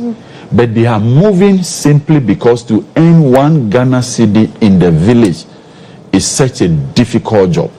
If you go to Pandai, they produce some of the best yams. Sometimes these farmers have to grapple with even sales of their yam. Sometimes, if you want to ferry it to the city centers, by the time the only existing transport comes, the amount they charge you is even more than the cost of the yam itself. And so you realize that it is no longer attractive to engage in farming. It is utterly unattractive to continue to stay in the hinterland. And so all this put together is what is making Mahama and this government, His Excellency Mahama and this government, to say that, look, let's get it right. Let's halt. Let's stop. Let's pull a brake. We go back to the base. Fix the local governance structures. Get the people highly engaged in a manner that benefits them and benefit those of us in the city. And so when you are dispensing so much resources to these assemblies, and the leaders who are going to make decisions are not averagely above board, they are human. That's why I'm using the word average. Then it means that the resources will go down a slippery slope, just like he said, where people's pockets will be full. I have conversed with some of these technocrats in the various assemblies, at least across my region, constituency, the district across my region. Some of them tell you very heart-wrenching stories, how their colleagues will gang up, engineer the whole system. Look, from IGF, internally generated funds, to what are statutory funds that come to the various assemblies. People just have mastered the craft of sharing these monies right into their pockets. And sometimes they do it with bravado. They do it without any shame. They tell you, I have just been transferred to this district, but I own 2 flats. I have bought a car. I have done this. If you say, look, in a split seconds, let me just take a look at the condition of service of this man who is talking like this. It tells you that he has done nothing other than to divert monies otherwise meant for the suffering people into building something for himself. And so when there is an opportunity for new chief executives to right the wrong, which wrongs have cut across almost all regimes anyway, I wouldn't say that MPP DCs were corrupt and NDC DCs in the past were pious. No. You had good ones among them, and you had people who were filthy, corrupt. And so a new regime, a new mandate, new expectation, same or more challenges. What you have to call for is judicious application of the resources available in a manner that inure to the benefit of the people. And that, for me, has been the most clarion call for His Excellency, the President. Do you have anything to add, or I can move to my next topic? Well, I think that we really haven't touched on the election of the MMDCEs. Exactly.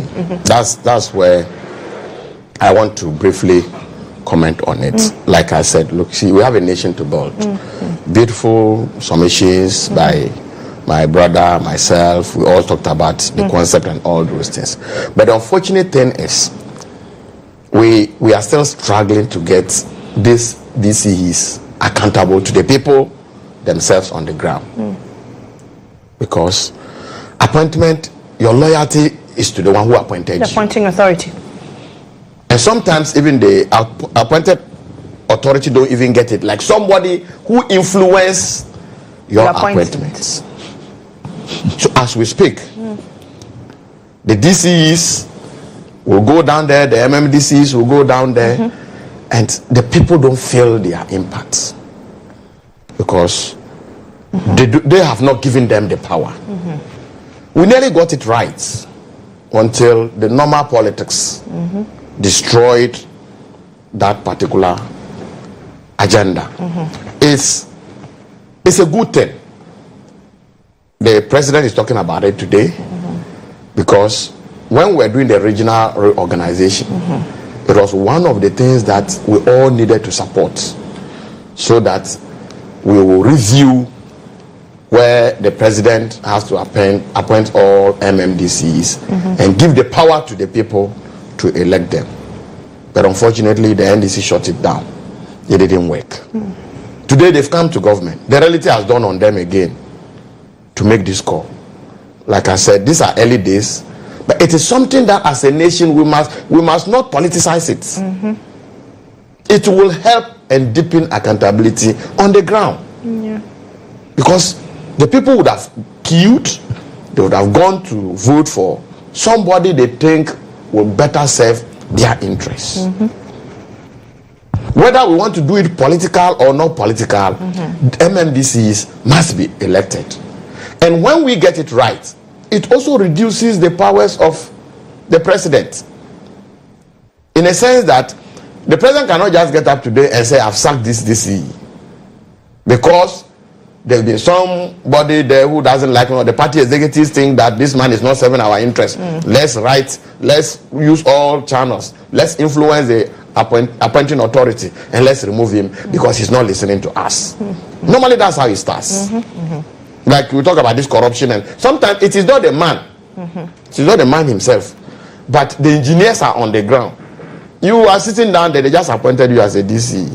Maybe the actual work on the ground, you didn't contribute any. But you have a very powerful person who spoke to the president and you got an appointment. So when you get there, the party executives are there waiting for you. If you don't fulfill their interests, I bet you may not last. So it is a good thing president has come back, the NDC party has come back to talk about electing of the MMDCs. I think that is a good call. As a nation, we'll still have to have a conversation because I don't think that the MPP who brought this idea strongly, I don't believe that we'll go against it because we know the benefit for all of us, including my good friend here, all of us. If we are able to implement it and we get it right, it's going to help. It's going to help the development.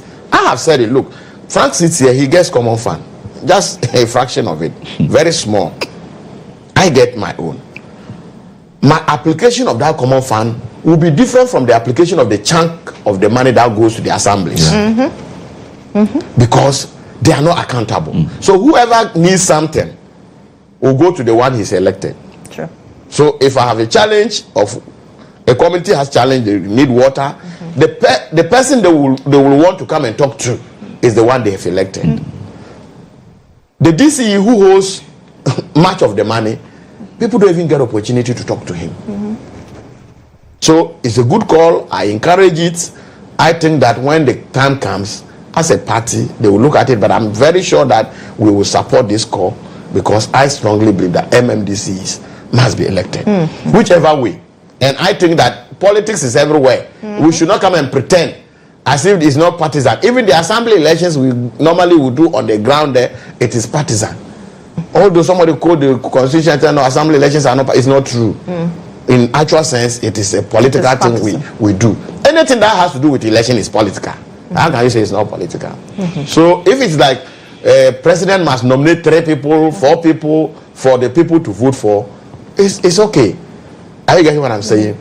If you do that nomination, it doesn't mean that when the person is an NDC and the people vote for him, he can still begin to behave like an NDC. It's not possible. For instance, and you take NDC on the ground today, they are in government. You go to Ashanti region, you appoint one person as their MMDC. The majority of the people that will vote for that person will be an MPP person. Okay. The MPP electors. So if the person gets the votes, he's actually going to do the work on the ground. Same way if the coin should flip. So I think that is a good call. Let's all embrace it, but let's get people who are more technical and understand this concept of because then it becomes business of the day. Who wields the monetary power will get elected. You see, money is not all that. The money is not the solution to all election problems. There are people, but that is what we see a lot of the time. It is who wields that power. When it comes to general elections, money play a very small role. Is it? Yeah. It is only the electoral college that money really plays a lot of importance. But when it comes to the general election, the main election, money plays a very small role. If it's about money, I'm not sure this young man or myself sitting down here I will win elections. I'm not very sure of that. But when the people like you, they'll vote you. If the people believe in you, they'll vote you. Okay. I believe in that. But even this appointment His Excellency has done, the assembly members are going to confirm them. Do you know how much money they are going to pay? How for money? Money is the root of all evil. And money is life. Yeah. Are you getting me? You cannot take that away. Yeah. But at the end of the day, accountability will be assured. The people will vote you. The next day they are having challenges, they will come to you. If you fail them, the next time you can't go for them to elect you again. So I think that letting MMDCs has been something that I have spoken for. I'll keep speaking for it. And I think that as a nation, once again, come together and get it right. We should take off politics, because Frank this year said they will live, I think, 20 or 30 years. We've said that we've left 8 years. So for saying 20 years or 30 years, whatever be the case, you will stay in power forever and ever. Another party will come. Let's get it right. And when we get it right, the people will benefit. Because development, it should be on the ground. And the amount of money that go to the assemblies are huge. The MP gets just some small money. But he's able to use it well because the people call for accountability from him. But the DC, nobody calls accountability. He gets up as and when he wants. He will be in his room. You go there, the DC is not up, he's still sleeping. It will take you hours before you see him. But this man, by 5 o'clock, he's up. So you see, so that is what we are calling for. You see, just briefly, Lily, I think that I agree with my senior. The reality is that there is a concept in governance called legitimacy. Once you represent the face of an election, the governed know that they have given you their mandate and you have authority to exercise. Sure. And again, you know the authority that you have equally emanated or comes from a source. Which source is the people? Power belongs to the people. And they have simply given it to you in trust. The day they cease to vote for you is your last day in that office. And so underlying that particular concept is the urgent need for us to vote for our MMDCE. So that one, they will realize that the power they are exercising, they don't owe it to just one single person, and that they can call the bluff of the rest. Two, the resources that they've been given, they must be used in such a way that at least the next day, the people they lead will say, oh, you have done a good job. In my constituency, in his constituency, we represented the face of the campaign we did. As we speak, I have not got any allocation under the common fund yet. But I have done water projects, I have done roofing of school buildings that were ripped off, a whole lot. How did I do it? Even as you are yet to pay off your campaign debt, you have to go for loan again. Why? It is because I know that the people who have sent you there, they haven't sent you to be lamenting. Else, the next day you go to them and the problems are there, they have absolutely no excuse to say that, look, we have given you our mandate and you haven't fixed it. We need water, you haven't given us water. Our classroom has been ripped off, you have not come to roof it. And so, you see, for those of us who are even MPs in the governing party, sometimes when you have a chief executive who thinks that maybe the two of you are not best of friends, what they do, the decision they take as to what even the thing, the very act of work that they will do, where to cite it and the rest. Meanwhile, you have even on the campaign trail, you have even gone to promise certain key things that is, very relevant to the people. And they will come and apply this money sometimes to areas that the people even don't need. And so you can see that they build a market and the people don't patronize. That huge resources could have been otherwise channeled properly. And the worst for him is that the chief executive belongs to the NDC and then he belongs to the MPP. So his is even at a different level, quite, different. So I think that we in the NDC have never, contrary to what he said, have never poo-pooed or opposed the idea of electing DCEs. I think there's been some level of unanimity. Where we vary has always been the modalities. And so let us as a people fix that. Academics and experts within the local government space, they should help us so that we fix for ourselves the best modality for electing chief executives in a way that accords them legitimacy, in a way that holds them to use our resources judiciously. Okay.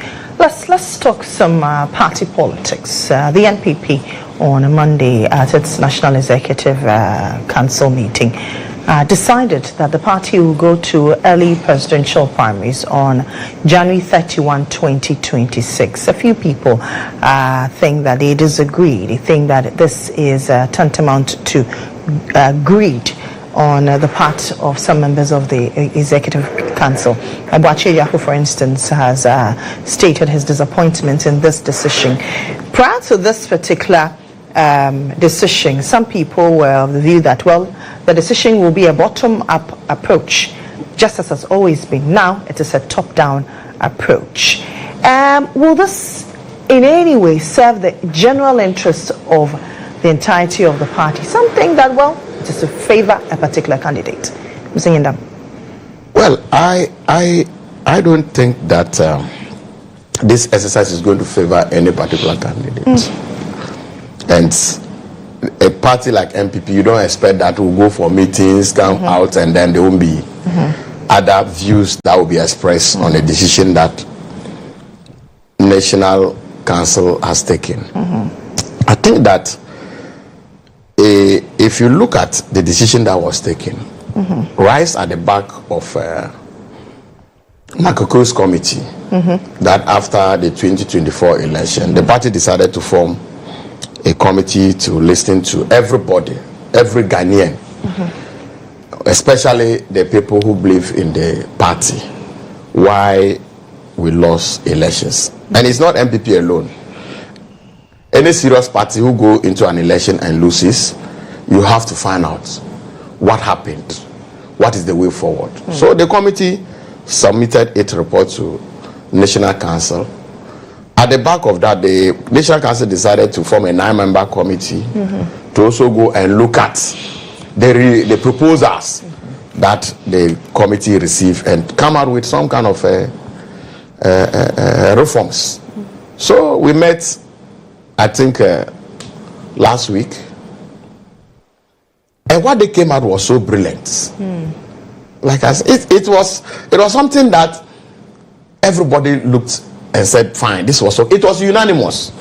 I was there. I was part of the National Executive Committee meeting. I was part of the National Council meeting, and I stayed in. Okay. They said the committee, the Makoko committee, what they received popularly was that, look, each person who is a card-bearing member should be allowed to vote. Okay. That is the core. But unfortunately, the system we have now, and the financial implications were so much that we cannot implement it. Okay. Are you getting me? So the next popular decision or proposal was that they should do an expansion, a limited expansion of the electoral college. So they said, if in that case, then what can we do? MPs have brought in proposals, former MPs have brought in proposals, and all people who matter in this party. So the committee looked at it and said, okay, fine. A former MP is somebody who's nurtured a constituency. He's been an MP before. He's played a key role. A DC is same. So for the limited expansion, let's get all former MPs, starting from 96. All former MPs must be included in the limited expansion. DCs have been there. They've supported the party. Their voices must be heard. All former DCs, starting from 2001. That was the period that we got opportunity to lead Kufuor's era. All people or DCs who are alive should be part of the electoral college. Constituency executives, they play cardinal role in developing the party. All former constituency executives must also be allowed to take part in these elections, both parliamentary and presidential. Now there are former ministers and deputy ministers. They should also be allowed, but in their case, they should vote for only the presidential elections. Regional executives, former regional executives must also do same. Then when you look at the polling station level, we should increase it from 5 to 7. Now we have 5 police station executives on the ground. So it should move from 5 to 7. And then the electoral area coordinators, we had 1. But for now, let's add 4. So that there will be a team of electoral area coordinators. So there will be 5. All these proposals are subject to conference approval, which is on the 19th of July.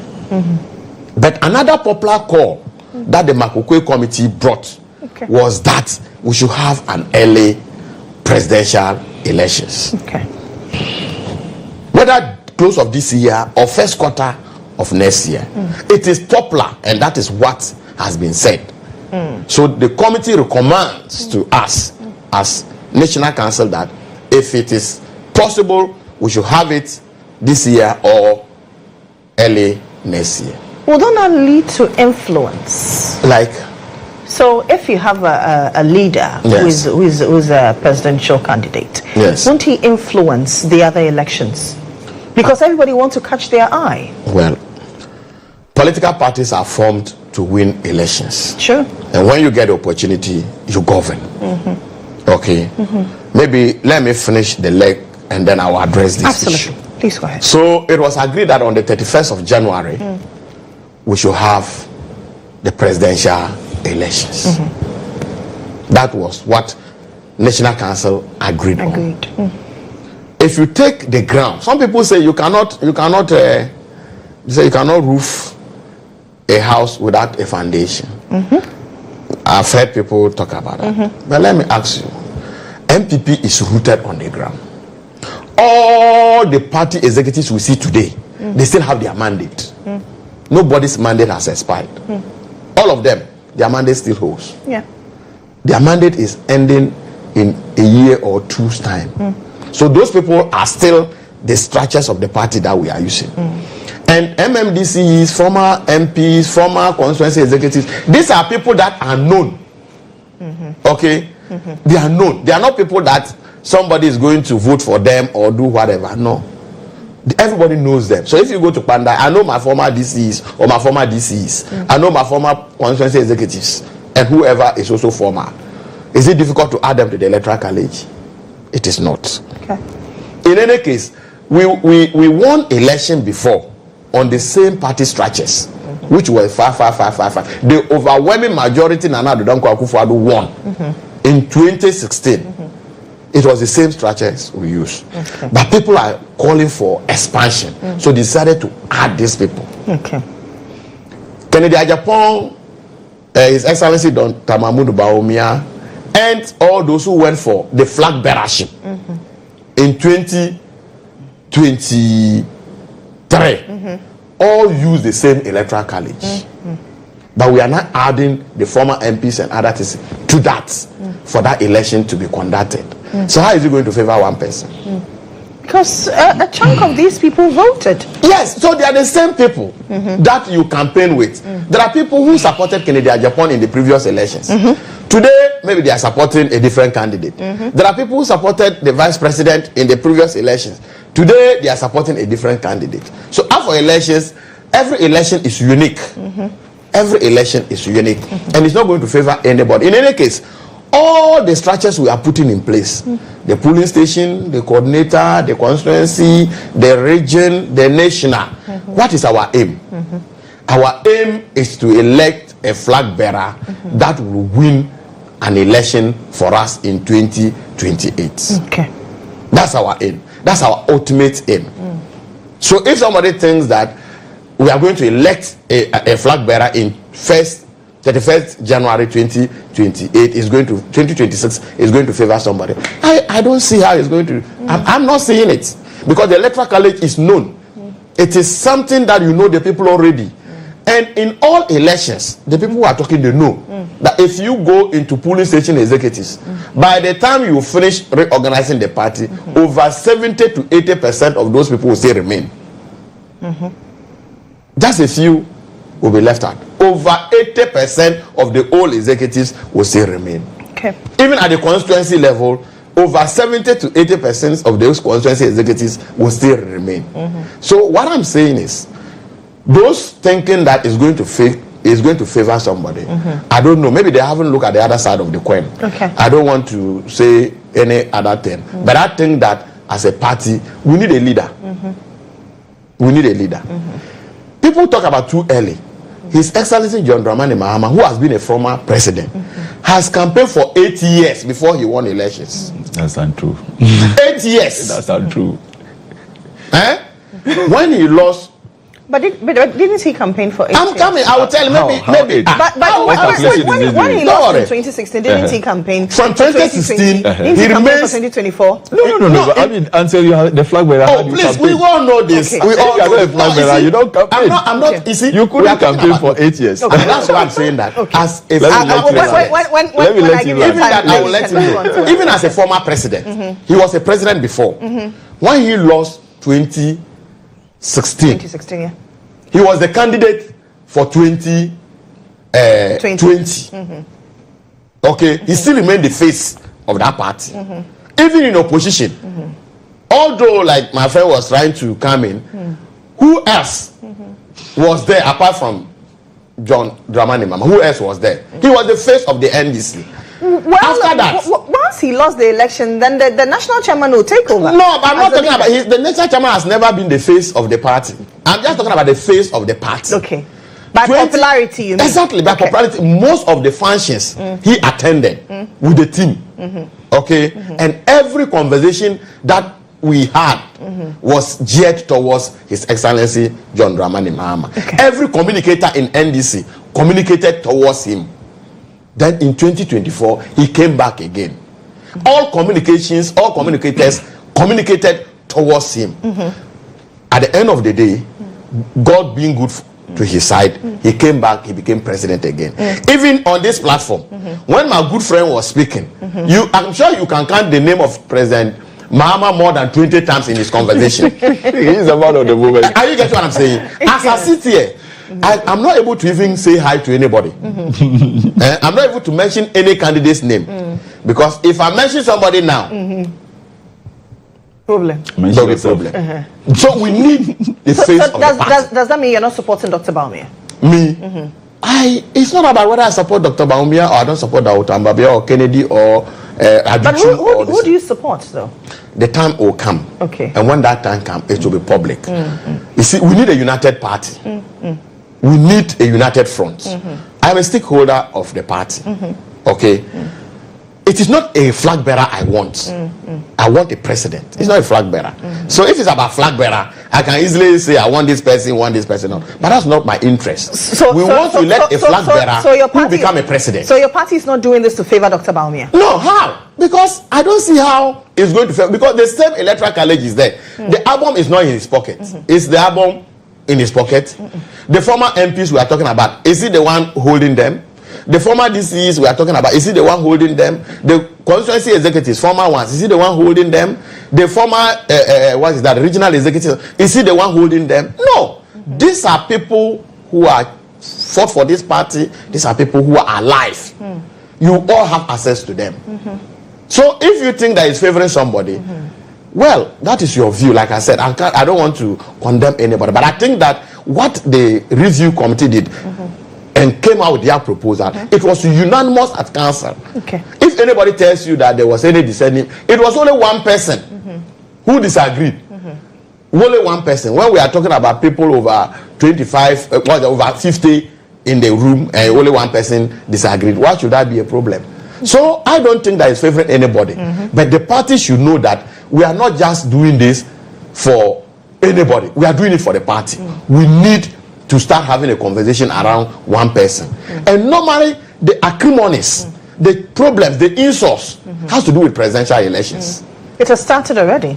All these problems has to do with presidential elections. So if you're a party and you think that you want to win power and you say that this is your problem, solve that problem. Let's solve it. Let's get the presidential election So this is to solve the acrimony. One is to stop the infighting. And the attacks on personality. Today, there are people, instead of attacking the NDC government, they are even attacking themselves. You are in opposition, you are insulting yourselves. Meanwhile, there is a government that state resources are in their hands. They are talking.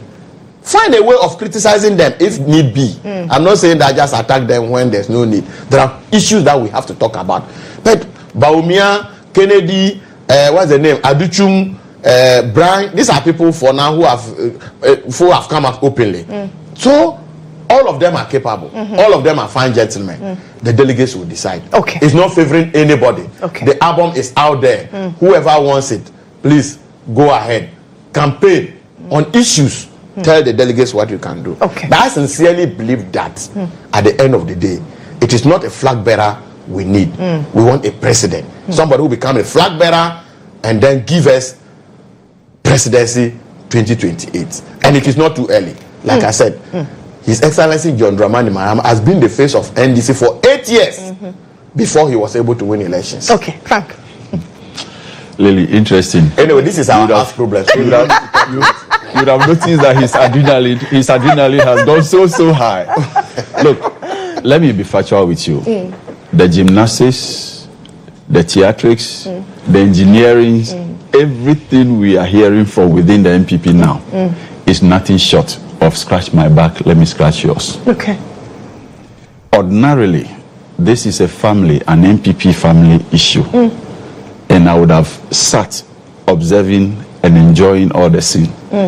But you see, in our quest to deepen and enrich our multi-party democracy, when our people are going wayward, when our people are off track, as they appear now, we need to checkmate them, honestly. And it's the basis upon which I will venture a word or two, few perspective, and if possible, offer some consultancy, free one for myself. Look, it's obvious that the woes of the MPPs and the woes of the MPP are far from over. And that this party has elected to traverse a very long, endless, circuitous course. It is also evidently clear that perhaps the hawks, for lack of a better word, the hawks within the party are succeeding to put their grab on the party. And that they are not allowing common sense, logic, and reasoning to guide the process of reorganization. It is most unfortunate, quite incredible. And with this, they are not going to go anywhere. You will succeed in letting a flag bearer very early. But if your family is fraught with problems, you go nowhere. In fact, you go below the 40% they got the last time. And I think that our people need to wake up. We all credit them with some level of democratic, accountability, democratic values that they made all of us to believe. But what we are witnessing is quite incredible. What are the issues here? For me, who constitute delegates and form part of their album to elect I do not think I have so much of an issue with it because we are all evolving from harmony to this and that. Okay. We are seeking to ensure that we'll get to a point where we give everybody the chance within the party to vote for flag bearers and then to elect, their arrowheads. But where we are now, the party says that in doing the reorganization according to Professor Michael Quay's committee's work, the best thing they can do now is to elect a flag bearer ahead of election of branch. They call it polling station, polling station executive, constituency, region, national officers. No, you cannot fix the problem from the top when the problem is at the base. Anytime these two major parties have their base, the grassroots disenchanted, quite disorganized, you are sure to lose election. Okay. If we in the NDC cannot whip up morale in our base, 2028 we might as well give it up before even we get to that bridge. And so you do not begin fixing the problem from the top. When he knows, he is a grassroots man. He knows that fixing the problems and challenges at the base is even more difficult because you are talking about the level of understanding. Level of understanding emerges as a result of level of education and appreciation of the issues.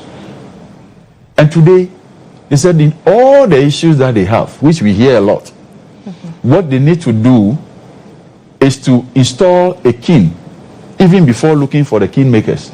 Who does that? Where is their tradition? Senior, where is your tradition that you must seek to install a king? Who is doing the installation in the first place? It is kingmakers who will install a king. If you believe that there is the need for you to get a new leader, then you must as well get new kingmakers before the election of the new leader. You don't seek to recycle these old leaders who have failed you. They are the generals who led the struggle, and you lost by gaining just a little above 40%. And you still want to maintain them, the same people, to go and endorse a new king for you, a new leader for you. And you see, that's why I said it's about scratch my back, let me scratch yours. But you also realize that yours is brewing on who succeeds President Mahama. No, not at all, not at all. And then I'll come to that. The reality is that if the NDC delivers on its mandate, I can win election for 2028. Is it? I'm telling you the gospel truth. Okay. If we can account for every penny, if we can judiciously serve the people, as we are beginning to get the base of the economy fixed now, and social infrastructure we can upgrade, and sources of livelihood given to the youth, the women, and the rest, we are good to go. It's just going to be a walk in the park for us. And so we are not particularly perturbed as to whether they bring the one who says that he was just a mate and that cathedral he disagreed, E-levy he disagreed, but by that time he defended, and now after losing that he now knows that they were power drug, or maybe the one who can insult anybody at all anywhere. No, we don't care about who they bring. In fact, I'm looking for him to declare. Anyway, thank you very much. But you see, lastly, there is a proverb that if you want to go fast, go alone. But if you want to go far, go together. What they are doing will exacerbate their woes. There is a section who think that a certain candidate must be their flag bearer.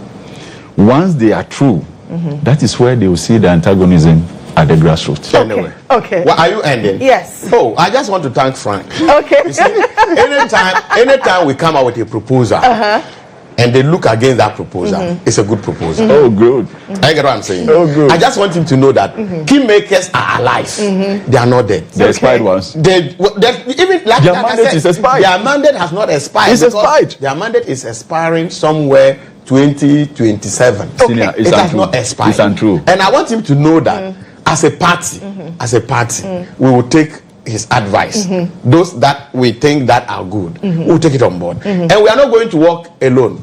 We want to go far. So we are going with the people. Okay. I just want him to know that. Okay. But MPP as a party will have views. People express their views. By the end of the day, it was a popular call. Let's see how we navigate through.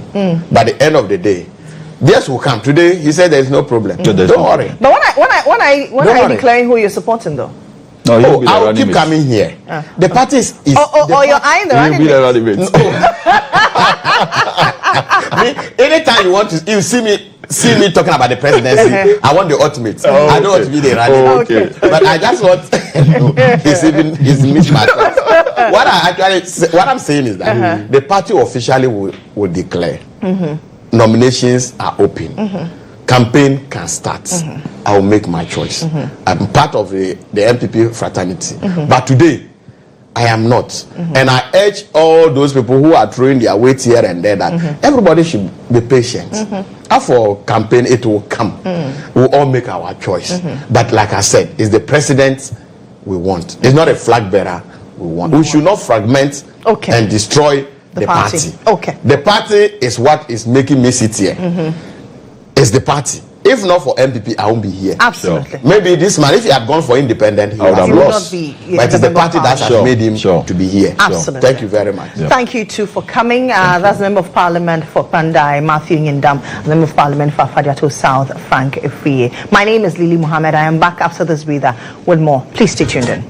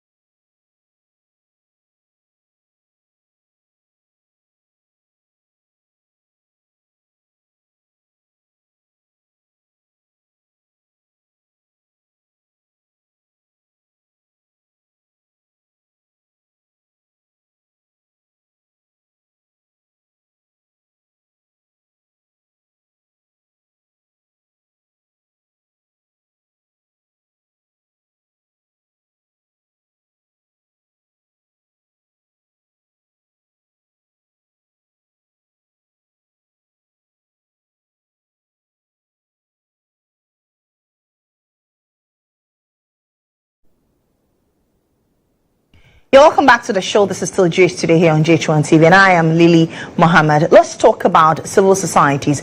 Very often we see the coming into fruition, the establishment of civil societies, but due to funding challenges, a lot of them fold up. Now, the USAID has withdrawn its services to Ghana and other countries on the ascension of the presidency of Donald Trump. What does this mean to a lot of CSOs who are dependent heavily on this funding, and what is the way forward? How are they going to manage? How are they going to draw other funding sources? Let's engage the Civil Society Forum of Ghana, and my guest, Mohammed Awal Al-Hassan. He's Executive Director for NASAC, and Feruza Salisu, she's a Senior Project Officer and member of the Planning Committee. Good morning to you. They join us via Zoom. Good morning to you. Good morning. I trust you're doing How are you well. doing? Yes, I'm doing great. Okay, and great. I'm glad to see with you. Yes, I am doing awesome, and thanks for asking. What is the Civil Society Forum, and when did you create it? What is the objective for it?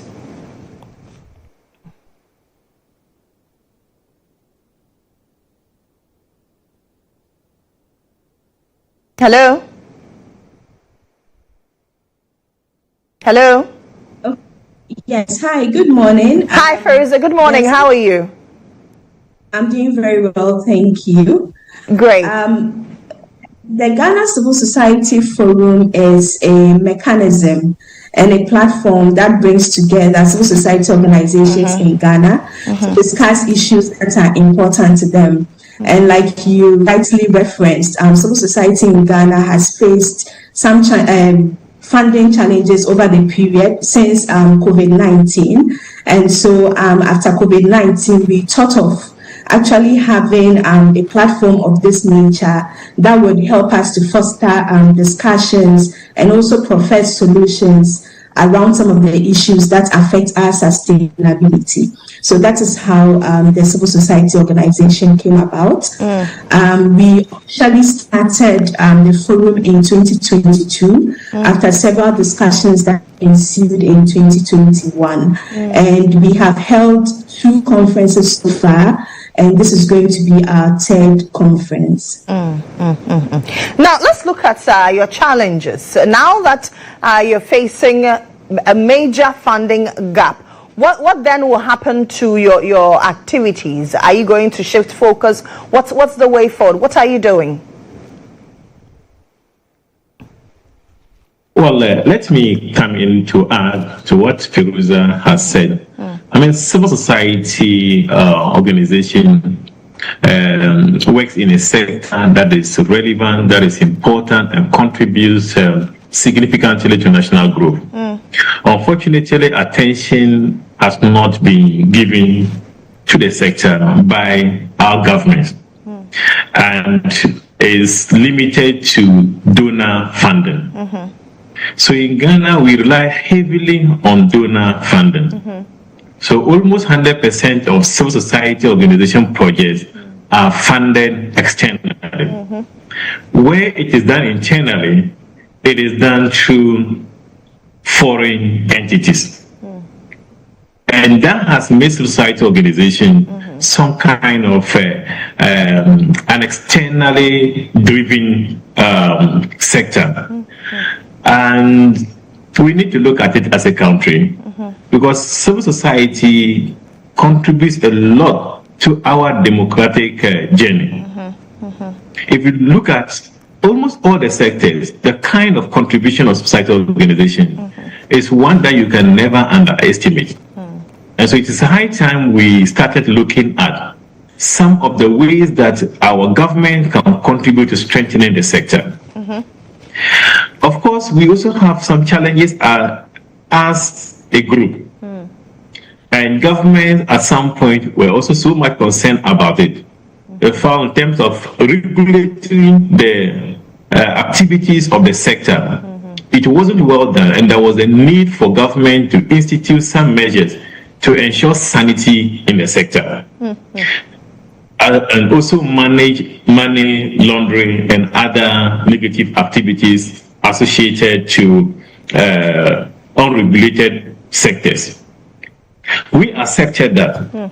But society would always want to make sure that no policy guard the sector. Okay. And any policy that is going to be introduced should be aimed at increasing voices of the sector and not to guard the sector. So could it also be one of the reasons why government have not taken that bold decision to contribute to activities of the sector? If you look at the developed countries, think of Denmark, think of Sweden, think of UK, think of USAID. They all have development cooperation wings. And so you will find what we call DANIDA. You will find what we call UKA, now FCDO. These are government-led initiatives to promote development within and outside their countries. So if Ghana has moved from a level that we considered very poor, far from being at the middle level status, to a more lower middle income country, we should be looking at how we can prioritize development and how we can, as a nation, devote some national resources to civil society work so that we'll be able to plan and lead our development activities. So it's one major area that we need to look at. So it is just not about regulatory regime, but also the financial sector.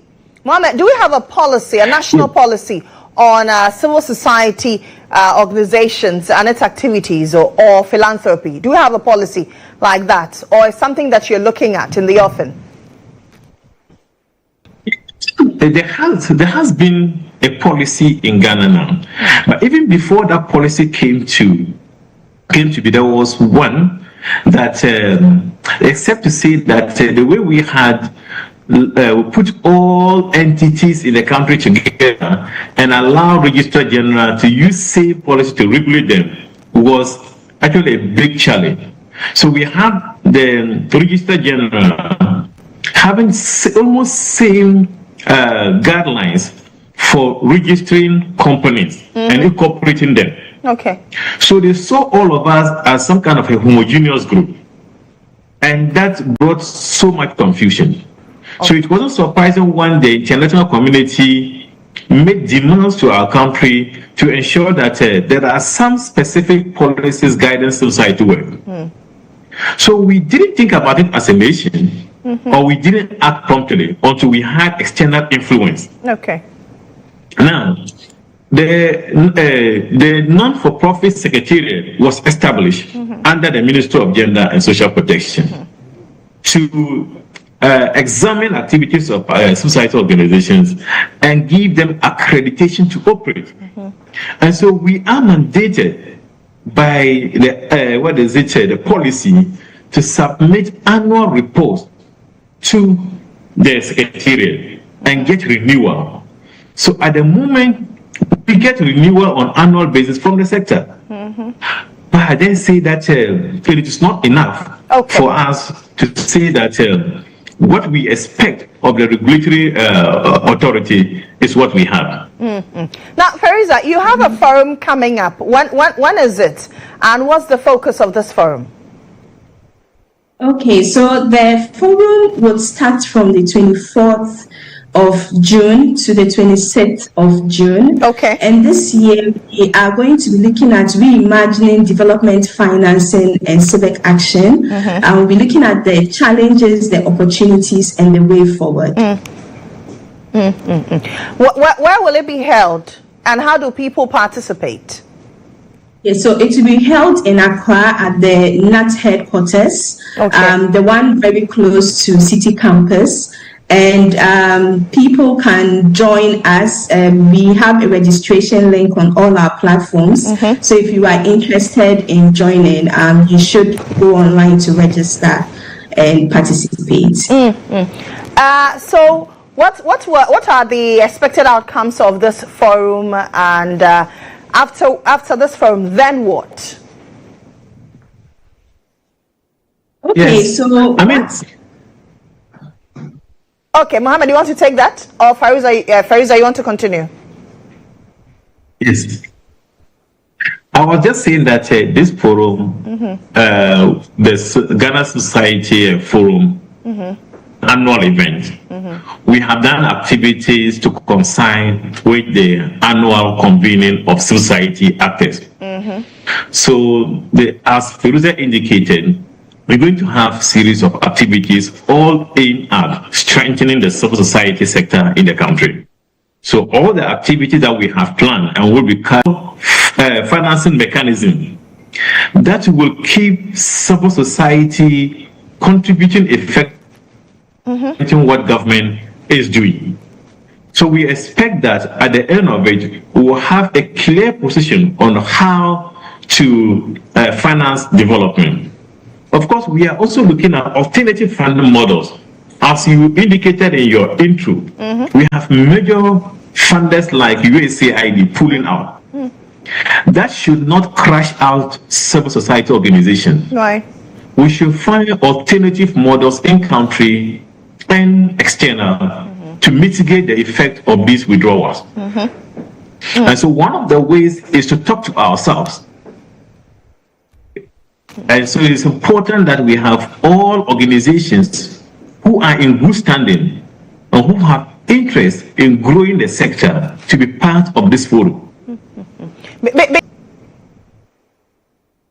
Yeah, fortunately that we will have Her Excellency the Vice President of the Republic of Ghana gracing the occasion. Then we will have major development actors, including the Resident Coordinator of the UN agencies, and also going to have some of our peers like CDD, leadership of CDD, the WACC. We'll have all those who matter in the NGO sector being at the forum. So it's one that you can't miss, especially if you are in the civil society sector.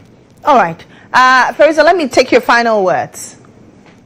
Yes, I just wanted to add that the Ghana Civil Society Forum is not just a convening. It's not an event that happens once a year, but like I mentioned before, it's a mechanism. And so beyond the forum just gives us the platform once a year to highlight specific issues that are important to us. But beyond the forum, we do the forum is institutionalized, and we do focus on other issues that strengthen civil society organizations. So we have 4 working groups that look at the enabling environment for civil society organizations. So like Mr. Awal was talking about the NPO policy, we are currently working towards advocacy around the passage of the NPO bill, which has been under draft for over 3 decades now. And we have a working group that is working on civil society sustainability. So how do we look at alternative financing models and so many other 2 other working groups. So it is a lot of work goes into what we do as a forum beyond the convening. So the convening is just held once a year to give us a broader platform to discuss further and also bring together our stakeholders and our beneficiaries and the government to listen to some of the things that we have to say. And for those we are expecting at the forum, like Mr. Awal mentioned, we also would be expecting several embassies. So the Swiss ambassador is going to be there. We have so many other ambassadors who will be coming. We have the UN, and we also have international. So like Comic Relief is region and Central region, and we realized that there was a need for eye screening in the Volta region. Region? Yes. Okay. So we chose Jelukope for this project. But why Jelukope? Yes. Right? Why Jelukope though? What did the data suggest to you? So the data suggested that most people are not really keen on taking care of their eyes, and most people also didn't have access to screening. So we took it upon ourselves to embark on this and promote eye care in that community. Yes. Let me come to you. What are some of the eye conditions that you're expected to encounter? I mean, obviously you have data, but what are your anticipations? So we expect to encounter a wide range of eye issues, ranging from refractive errors like long and short-sightedness to glaucoma to cataracts and then eye injuries as well. And so if you identify all these conditions, what services are you rendering to these people of Jelukope? So we are going to conduct some eye screening, and then we're also going to provide some treatment. We're going to provide the beneficiaries with some free eye drops, free prescription glasses, and then if there's a need for further referrals, we're going to help them connect with other hospitals so that they can have, like if there's a need for major eye surgeries and all that, we're going to have referrals for them to get their eyes checked. And how much do beneficiaries have to pay for these services? So it's totally free. Completely free, yes. Yes, it's completely free. We are not charging anything for it. Yes. But with regards to people who would have referrals, is there a plan by the club to offset some of the bills, or it will be entirely borne by beneficiaries after screening? Yeah, so we intend to, looking at the nature of the case, we will look at possibly taking part of the cost. We have some sponsors coming in, so we hope that that would help us to defray some of the cost, and then also to, promote that aspect of, eye care for the people. So not only are they going to bear the full cost, we will come in and then help with that aspect. You mentioned something, promote the attitude of checking our eyes. What's your take on Ghanaians generally on eye care? Well, I would say generally not to screen the people, but afterwards, then what? How do you ensure that this is continuous? Okay, so as I mentioned earlier, this is an initiative of the club, and we want to repeat this as an annual thing, right? So we've established. Annually, are you doing all regions, or you're just going back to Jelukope? No, we are not going back to Jelukope. We plan to extend it beyond to the other regions. Yes, yes. So beyond Jelukope, are you also targeting? Obviously, you have data on your hands. Are you also targeting another region? You said that you that would, the data that would gather will ensure that we look at the next location. But currently we are looking at Accra and Eastern region for the next project. Yeah. And when is it going to be held? So it's next weekend on Saturday 28th June, and as we mentioned, Jelukope and the Volta region at the Joseph Kramer's Optical Center. What time does it start? 8 a.m. Starts at 8 a.m. Yes. 8 a.m. till the last. Till it's screened. Yes. Okay. How do people get involved in this, or how can people support you? So support is always welcome. We are looking to collaborate with organizations and volunteers who feel touched to help us on this project. If you feel the need to donate eye drops, eyeglasses, anything, even if you want to donate some cash, you can send to our MTN mobile money number 055 6616 183. Please mention the number again. So 055 6616 183 is the Rotrax Club of Accra Laboni. Yes, we'll be so grateful to receive any kind of support. Anything you want to add? Yes, so in addition to what my secretary said, we also want to thank GHOne for giving us